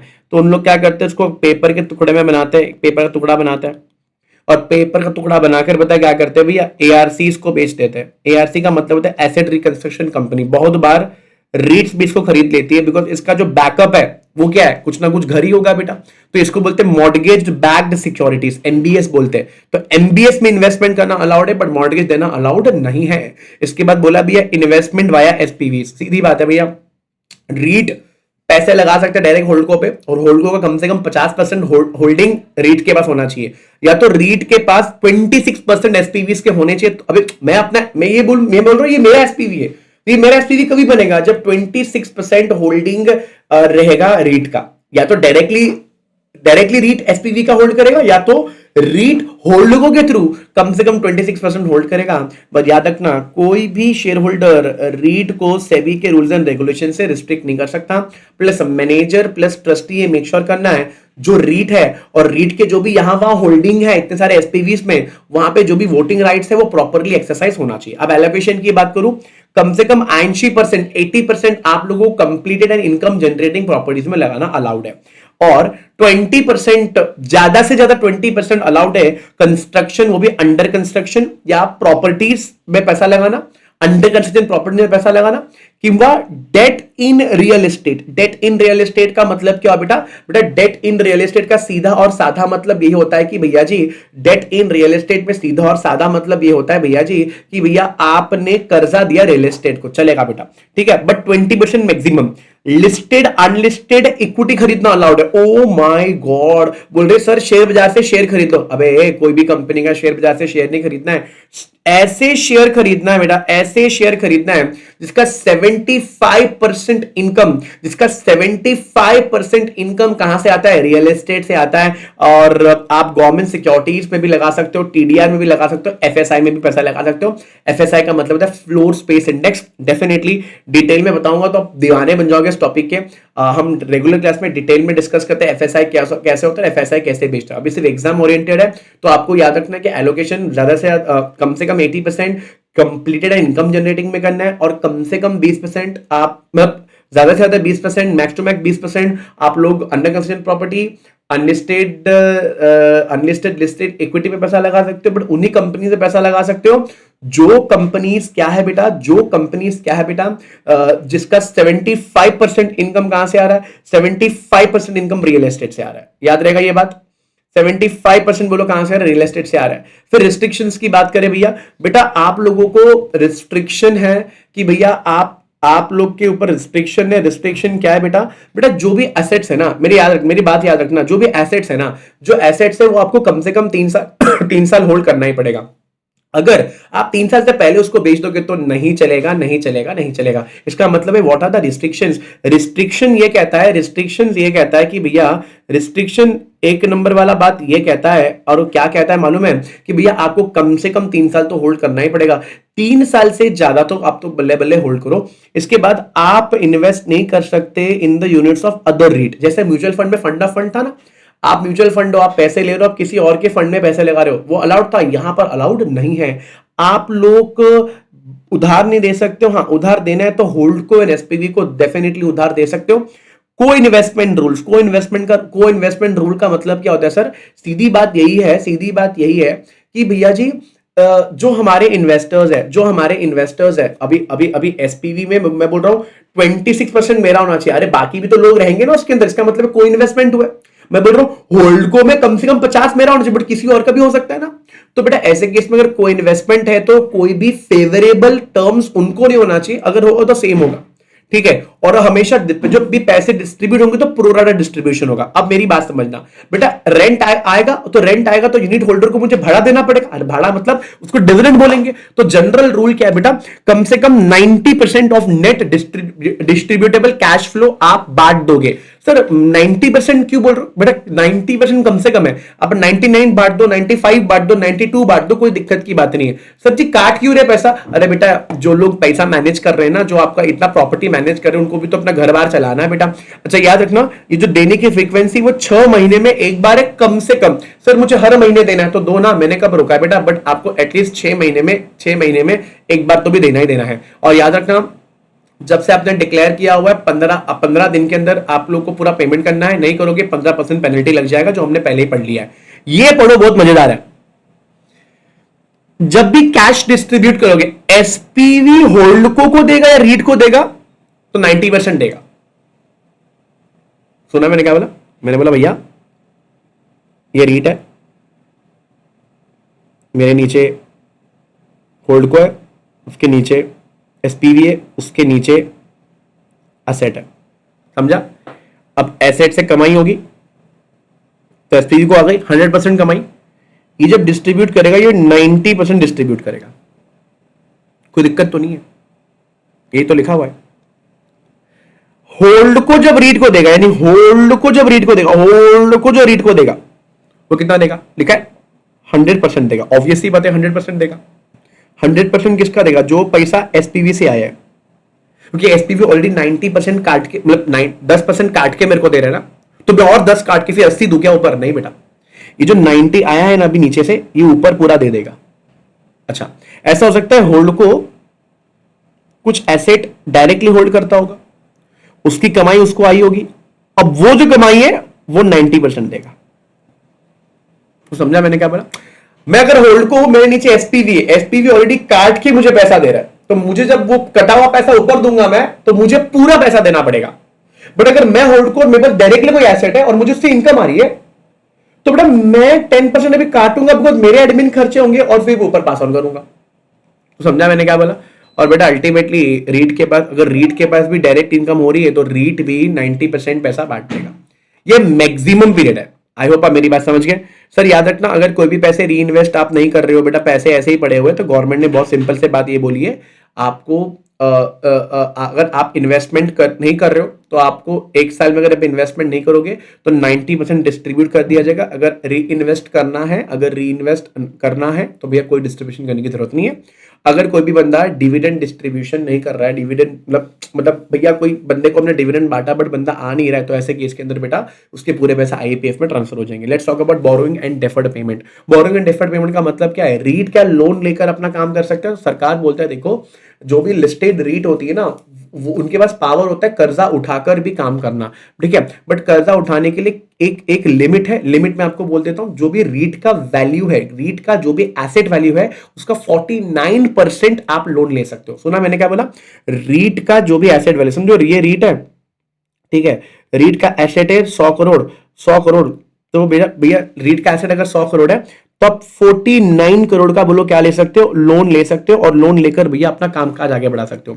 बट ये जो ये कैलकुलेट करते वक्त आपको इस 49 करोड़ से, अगर आपका ऑलरेडी कोई बोरोइंग्स है वो माइनस कर देना है, अगर आपका कोई भी डेफर्ड पेमेंट है यानी फ्यूचर में आपको पेमेंट करना है उसको माइनस कर देना है, और अगर कैश एंड कैश इक्विवेलेंट है उसको भी माइनस कर देना। उसके बाद जो भी बचेगा वो आपकी लिमिट है, उसके हिसाब से कर्जा ले लो। कैश एंड कैश इक्विवेलेंट को काउंट करते वक्त आप लोग हमेशा ओवरनाइट म्यूचुअल फंड्स को भी कैश एंड कैश इक्विवेलेंट में काउंट करोगे, ठीक है। कैश एंड इक्विवेलेंट जो भी होता है वो एसेट बेस में कैलकुलेट नहीं होता है जब भी आप लिमिट कैलकुलेट करते हो। सर कहने का मतलब है, हमने एसेट 100 करोड़ लिया, इस 100 करोड़ के अंदर सिर्फ प्रॉपर्टी एसेट होना चाहिए, cash and cash equivalent anyways वहां से हटाया हुआ है। उसके बाद क्या बोल रहे हैं? सर 49% लोन ले सकते हैं। हाँ सर, ऐसा थोड़ी पहले दिन ही 49 ले लेंगे। बोलते हैं आपने पहली बार 10% लिया तो कोई बात नहीं, 20% ले कोई बात नहीं। जैसे आपकी बोरोइंग 25% चला जाता है तो आपको सबसे पहले क्या करना पड़ेगा? रेटिंग एजेंसी से रेटिंग लेना पड़ेगा, और रेटिंग एजेंसी से रेटिंग लेने के बाद आपको यूनिट होल्डर से अप्रूवल लेना पड़ेगा। अच्छा, अब बात समझते हैं बेटा। ऐसा हो सकता है एसेट की वैल्यू कम हो गई, समझो आज एसेट 100 करोड़ का था ना, उसका 49% कितना होता है? 49 करोड़ होता है। मैंने पूरा लोन ले लिया, समझो पूरा लोन ले लिया। अब क्या हुआ, कल एसेट की वैल्यू गिर गई और 96 करोड़ हो गई। अगर 96 करोड़ का मैं 49% निकालू तो ये तो ज्यादा हो गया, लिमिट के बाहर हो गया, तुमने ज्यादा मतलब तुमने ज्यादा लोन ले लिया। सरकार बोलता है रुको जरा, आज ब्रीच हुआ, it is because of market movement, market movement की वजह से ब्रीच हुआ। तो सरकार बोलती है ऐसे केस आपने डेलिबरेटली थोड़ी करा हुआ है, आपने जानबूझ के थोड़ी करा हुआ है, आपने थोड़ी जानबूझ के करा हुआ है। तो ऐसे केस में सरकार ने सिंपल लाइन में ये बोला है कि आप मैनेजर को ये तुरंत इन्फॉर्म करना पड़ेगा और 6 महीने के अंदर अंदर चीजें ठीक करनी पड़ेगी। इसको और 6 महीना मिल सकता है इन्वेस्टर अप्रूवल लेने के बाद। सर 6 महीना क्यों? बेटा हर 6 महीने में ना हम ना रीट के एसेट को रिवैल्यू करते हैं। 6 महीने में हम लोग रीट एक वैल्यूअर को बुलाते हैं और उस वैल्यूअर को बुलाकर हम लोग रिवैल्यू करवाते हैं कि भाई किस किस तरीके से आगे बढ़ेगा। ठीक है, इसके बाद भैया राइट्स है, राइट्स ऑफ यूनिट होल्डर बहुत इजी है बेटा। सरकार बोलता है कि व्हाट आर द राइट्स, अभी राइट्स पढ़ोगे तो गुस्सा आ जाएगा। एक है इनकम राइट, इनकम राइट का मतलब जो भी इनकम आएगी वो आपको मिलेगा। आपको मिलेगा पार्टिसिपेशन राइट, जो भी वोटिंग करने का पार्टिसिपेशन है, पार्टिसिपेशन राइट भी मिलेगा। इसके बाद मिलेगा information right. What is the meaning of information right? बेटा जो भी इन्फॉर्मेशन हो रहा है रीट के अंदर वो आपको मिलेगा। आपके पास स्पेशल राइट्स भी है जिसमें आप लोग क्या कर सकते हो, कुछ थ्रेशोल्ड मुद्दे ला सकते हो। थ्रेशोल्ड मुद्दे क्या लाने, बराबर डिस्कस कर लेता है। जो सबसे पहले हम लोग वोटिंग एंड नोटिस की बात करें, हर एक यूनिट होल्डर के पास पावर होता है बेटा क्या करने का, मीटिंग बैठने का। एंड इट इज ऑब्वियस कि भैया रेजोल्यूशन तब भी पास होगा जब वोटिंग ज्यादा हुआ रहेगा as compared to the limit. So example अगर लॉ में लिखा हुआ है 50% वोट्स चाहिए थे, मतलब 50% चाहिए, तो 50% के जैसे ही वो हो जाएगा, जैसे 50% अचीव हो जाएगा, ऑटोमेटिकली रेजोल्यूशन पास हो जाएगा। आई होप आप मेरी बात समझ रहे हो बेटा। रेजोल्यूशन पास तभी होता है जो लॉ में दिया गया परसेंटेज, लॉ में दिया गया हुआ परसेंटेज आप लोग क्या कर रहे हो बेटा, आप लोग मैचअप कर पा रहे हो, आप लोग उसको रीड कर पा रहे हो, आप लोग इसको तरीके से अचीव कर पा रहे हो। सरकार ने एक और चीज बोली है कि देखो अगर मीटिंग बुलानी है तो मीटिंग जब भी आप बुलाओगे आपको कम से कम 21 डेज का नोटिस देना पड़ेगा। जनरली हम लोगों ने ये कंपनी लॉ में भी पढ़ा हुआ है। शॉर्ट टर्म नोटिस अलाउड है क्या? Answer is yes. 95% अगर लोगों ने अप्रूवल दे दिया है तो बिल्कुल अलाउड है। सर वोटिंग कैसे अलाउड है? आप इन पर्सन कर सकते हो, पोस्टल बैलेट कर सकते हो, ई मोड में कर सकते हो। तो जो सेक्शन 106 से लेकर 110 का जो रूल है ना कंपनीज एक्ट का, वो यहीं पर लगता रहता है। अच्छा क्या हम लोग मीटिंग वीडियो कॉन्फ्रेंस से कर सकते हैं क्या? हाँ कर सकते हो। वेरी बैड न्यूज बेटा, इसमें बिरयानी खाने को नहीं मिलता। अच्छा इसके बाद बेटा आपको हर एक साल एक एनुअल जनरल मीटिंग रखनी है और बेटा ये 120 दिन के अंदर रखनी पड़ेगी जब से आपका फाइनेंशियल ईयर खत्म होगा, और 2 मीटिंग के बीच में 15 महीने का गैप नहीं होना चाहिए। बेटा आपको एजेंडा इंक्लूड करके देना पड़ेगा, यानी मीटिंग के नोटिस के अंदर ही एजेंडा देना पड़ेगा जिसके अंदर annual account, valuation report, appointment, removal, auditor, ये सब जो कंपनीज एक्ट में होता है वो सेम टू सेम करना पड़ेगा। अब मजे ही बेटा ऐसा देयर आर सर्टन थिंग जिसको हम लोग बोलते हैं स्पेशल अप्रूवल और there are certain thing called super majority. Special approval मतलब ऐसा आइटम, ऐसी चीजें जिसके अंदर आपको 60% वोट चाहिए। अगर थ्रेशोल्ड 60% इसका मतलब है 60% से ज्यादा आप लोगों को हां बोलना पड़ेगा। अच्छा सुपर मेजॉरिटी क्या होता है बेटा? 75% अप्रूवल लेना पड़ेगा, बट जब भी 75% कैलकुलेट करोगे आप लोग रिलेटेड पार्टी को लोगे नहीं। तो ये आइटम लोग का नाम याद रखना पड़ेगा कि कौन सी चीजों के लिए 60% अप्रूवल चाहिए। मैनेजर बदली करना है, स्ट्रेटेजी बदली करना है, डिलिस्टिंग करवाना है, या तो ऑडिटर, वैल्यूअर, ट्रस्टी चेंज करना है। सुपर मेजॉरिटी कब? जब बेटा कोई एक्विजिशन करे 25%, हमको कुछ एक्विजिशन करना है, या तो कन्वर्जन कर रहे हो, ठीक है, या तो बेटा एग्जिट ऑफ स्पॉन्सर कर रहे हो, तो ऐसे कुछ भी होगा तो सुपर मेजॉरिटी चाहिए होगा। कंप्लायंस नॉर्म्स की बात कर ले बेटा, हमारे ऊपर एलओडीआर एप्लीकेबल हो जाएगा। तो जहां जहां हम प्रोमोटर पढ़ते हैं वहां वहां पार्टीज ऑफ रीट आ जाएगा, जहां जहां लिस्टेड एंटिटी देखते हो वो मैनेजर आ जाएगा, जहां जहां सीएस देखते हो कंप्लायंस ऑफिसर आ जाएगा। तो जब बेटा सीधी बात है सेबी के एलओडीआर के अंदर जब भी कुछ भी होता है तो उसका रेसिप्रोकल नाम हमने बोला है, बट इसमें वो इंपॉर्टेंट नहीं है। इंपॉर्टेंट तो ये है बेटा गवर्नेंस, इसके अंदर गवर्नेंस होना बहुत जरूरी है। यहां पे बोला जो बोर्ड कॉम्पोजिशन होगा उसके अंदर कम से कम 6 डायरेक्टर होगा, उसमें से एक होगा वुमेन इंडिपेंडेंट डायरेक्टर। बेटा याद रखना जब भी मीटिंग होगी तो मीटिंग के अंदर कोरम देखा जाएगा, कोरम 1/3 ऑफ टोटल स्ट्रेंथ और 3 डायरेक्टर विचएवर इज हायर। इसके अंदर एक इंडिपेंडेंट डायरेक्टर मीटिंग में होना ही चाहिए। इसके साथ साथ एक कंप्लायंस रिव्यू भी होगा बेटा, जिसके अंदर बोर्ड रिव्यू होगा, compliance quarterly compliance reports file करने पड़ेंगे बेटा, कंप्लायंस सर्टिफिकेट देना पड़ेगा। CEO, CFO and company CEO माने कंप्लायंस ऑफिसर एक सर्टिफिकेट लिख के देंगे जहां पर कंपनी सारी चीजें सही से कर रही है, रीड के सारे प्रोविजन बराबर से फॉलो कर रही है, इसको लिख के देना पड़ेगा। इसके बाद मैनेजर्स रिकमेंडेशन, मैनेजर मतलब कौन बेटा? इन्वेस्टमेंट मैनेजर की बातें हो रही है, उसके अंदर क्लियरली सारी चीजें डिटेल में लिखनी पड़ेगी जिससे यूनिट होल्डर को पता चल जाए, यूनिट होल्डर को पता चल जाए, एकदम बातें अच्छी तरीके से पता चल जाए, चीजें एकदम बढ़िया से समझ में आ जाए, चीजों को बहुत ही क्रूशियल तरीके से देखा जाए, और यही चीज हमको हमेशा से चाहिए बेटा। आई होप आप मेरी बात समझ गए, आप मेरी बात समझ गए, बराबर है? मेरी बात समझ रहे हो? समझ रहे हो मेरी बात? समझ रहे हो? हाँ, मेरी बात सुनना। इसके बाद भैया बोला तुम्हारे पास ना एक विजिल मैकेनिज्म होना चाहिए। What is the meaning of vigil mechanism? Vigil mechanism का सीधा मतलब पता है क्या होता है? विजिल मैकेनिज्म का सीधा मतलब ये होता है कि भैया जी, अगर कंपनी के अंदर कुछ गड़बड़ी हो रही है, अगर कंपनी के अंदर कुछ गड़बड़ियां हो रही है, तो इट इज वेरी इंपॉर्टेंट कि बंदा विसल ब्लो कर पाए। विसल ब्लो कॉन्सेप्ट आया कहां से? आया कहां से था? यूके में ना एक पुलिस वाला था, जब भी कुछ गलत होता था सीटी बजा देता था, तो वहां से टेक्निक निकल कर आया विसल ब्लोअर पॉलिसी। बेटा अगर कंपनी के अंदर कुछ भी झोल झपाटा गंदा कुछ हो रहा है, तो ऐसे केस के अंदर बेटा we should have a mandatory एक विजिल मैकेनिज्म, जिसके पास एक बहुत ही क्रुशियल तरीके से सारी चीजें होनी चाहिए। देखो अगर आज मुझे पता है कि कुछ कंपनी में गड़बड़ हो रही है और मुझे ये इंटीमेट करनी है, तो मस्ती मस्ती में मैं क्या कर सकता हूं? विजिल मैकेनिज्म का इस्तेमाल करके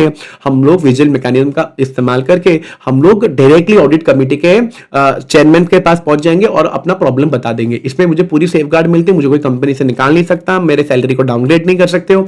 ये विजिल मैकेनिज्म होना चाहिए। Plus secretarial and governance report, बेटा सीधी बात है, सेक्रेटेरियल कंप्लायंस रिपोर्ट चाहिए। पीसीएस स्टॉक एक्सचेंज के साथ 60 days from the end of financial year ये फाइल करेगा कि भैया सब सही चल रहा है। That will be attached to the annual report. Plus quarterly governance report भी दिया जाएगा, जो 21 दिन में करना है जब से क्वार्टर खत्म होगा। ये साइन कौन करेगा? कंप्लायंस ऑफिसर किंवा सीईओ। इसके बाद ग्रीवेंसेस रिड्रेसल मैकेनिज्म होना चाहिए। 21 डेज के अंदर अंदर जब से ग्रीवेंसेस आया है वो सॉल्व हो जाना चाहिए। सेबी फ्यूचर में चाहे तो मॉनिटरिंग ग्रीवेंसेस रिड्रेसल कॉर्पोरेट बना सकती है, एक एंटिटी बना सकती है जो ये सब चीज देखेगा। याद रखना, रीड के पार्टी अगर कुछ भी काम करते हैं और सेबी के लॉ को लोग वायोलेट करते हैं, तो ऐसे केस के अंदर आपको सेबी की इंटरमीडिएटरी रेगुलेशन को ध्यान से पढ़ना पड़ेगा। अब इस वीडियो को मैं यहीं पे अंत कर रहा हूं। सर ऐसा क्यों? बट इसके बाद जो दो टॉपिक है जो मुझे कवर करना है, एक है भैया स्ट्रेटेजिक इन्वेस्टर, और दूसरा कहां गया भैया? और एसएम रीट। ये अपने आप में इतना इंपॉर्टेंट है, मैं इस वीडियो के अंदर डालूंगा तो भैया बड़ा इंजस्टिस हो जाएगा। इसे दो टॉपिक के लिए आज ही इस वीडियो के बाद एक और वीडियो आ जाएगा जहां पर आप इसको देख सकते हो। इसको थोड़ा सा डिटेल में जाऊंगा मैं, थोड़ा सा डिटेल में जाने का जरूरत इसीलिए पड़ता है बिकॉज ये इंपॉर्टेंट है। ठीक है, तो हम लोग मिलेंगे अगले वीडियो में जहां पर मैं एसएम रीट और स्ट्रेटेजिक इन्वेस्टर के बारे में बताऊंगा। वो हार्डली आधे घंटे का होगा। इसके अंदर हम इसलिए नहीं ले रहे क्योंकि बेटा फिर ये टॉपिक और वीडियो बहुत बड़ा बन जाएगा। 1 घंटे के अंदर सारे के सारे टॉपिक रीड के हमने कवर अप कर लिए। आप मॉड्यूल जाके चेक कर लो, आपको मॉड्यूल में हर एक चीज मिल जाएगी। आप कमेंट करके बताना कैसा लगा, क्योंकि मुझे पता आपको अच्छा जरूर लगेगा। वीडियो को मैक्सिमम शेयर कर दो, चैनल को सब्सक्राइब कर लो और बेटा इंस्टाग्राम पे फॉलो कर लो, बिकॉज इंस्टाग्राम पे बहुत सारी चीजें अपडेट मैं वहां पे डालता रहता हूं। Bye, I will see you in the next video. तब तक के लिए गुड बाय, टेक केयर, नमस्कार, शुभ रात्रि and stay tuned for awesome lessons. Bye guys.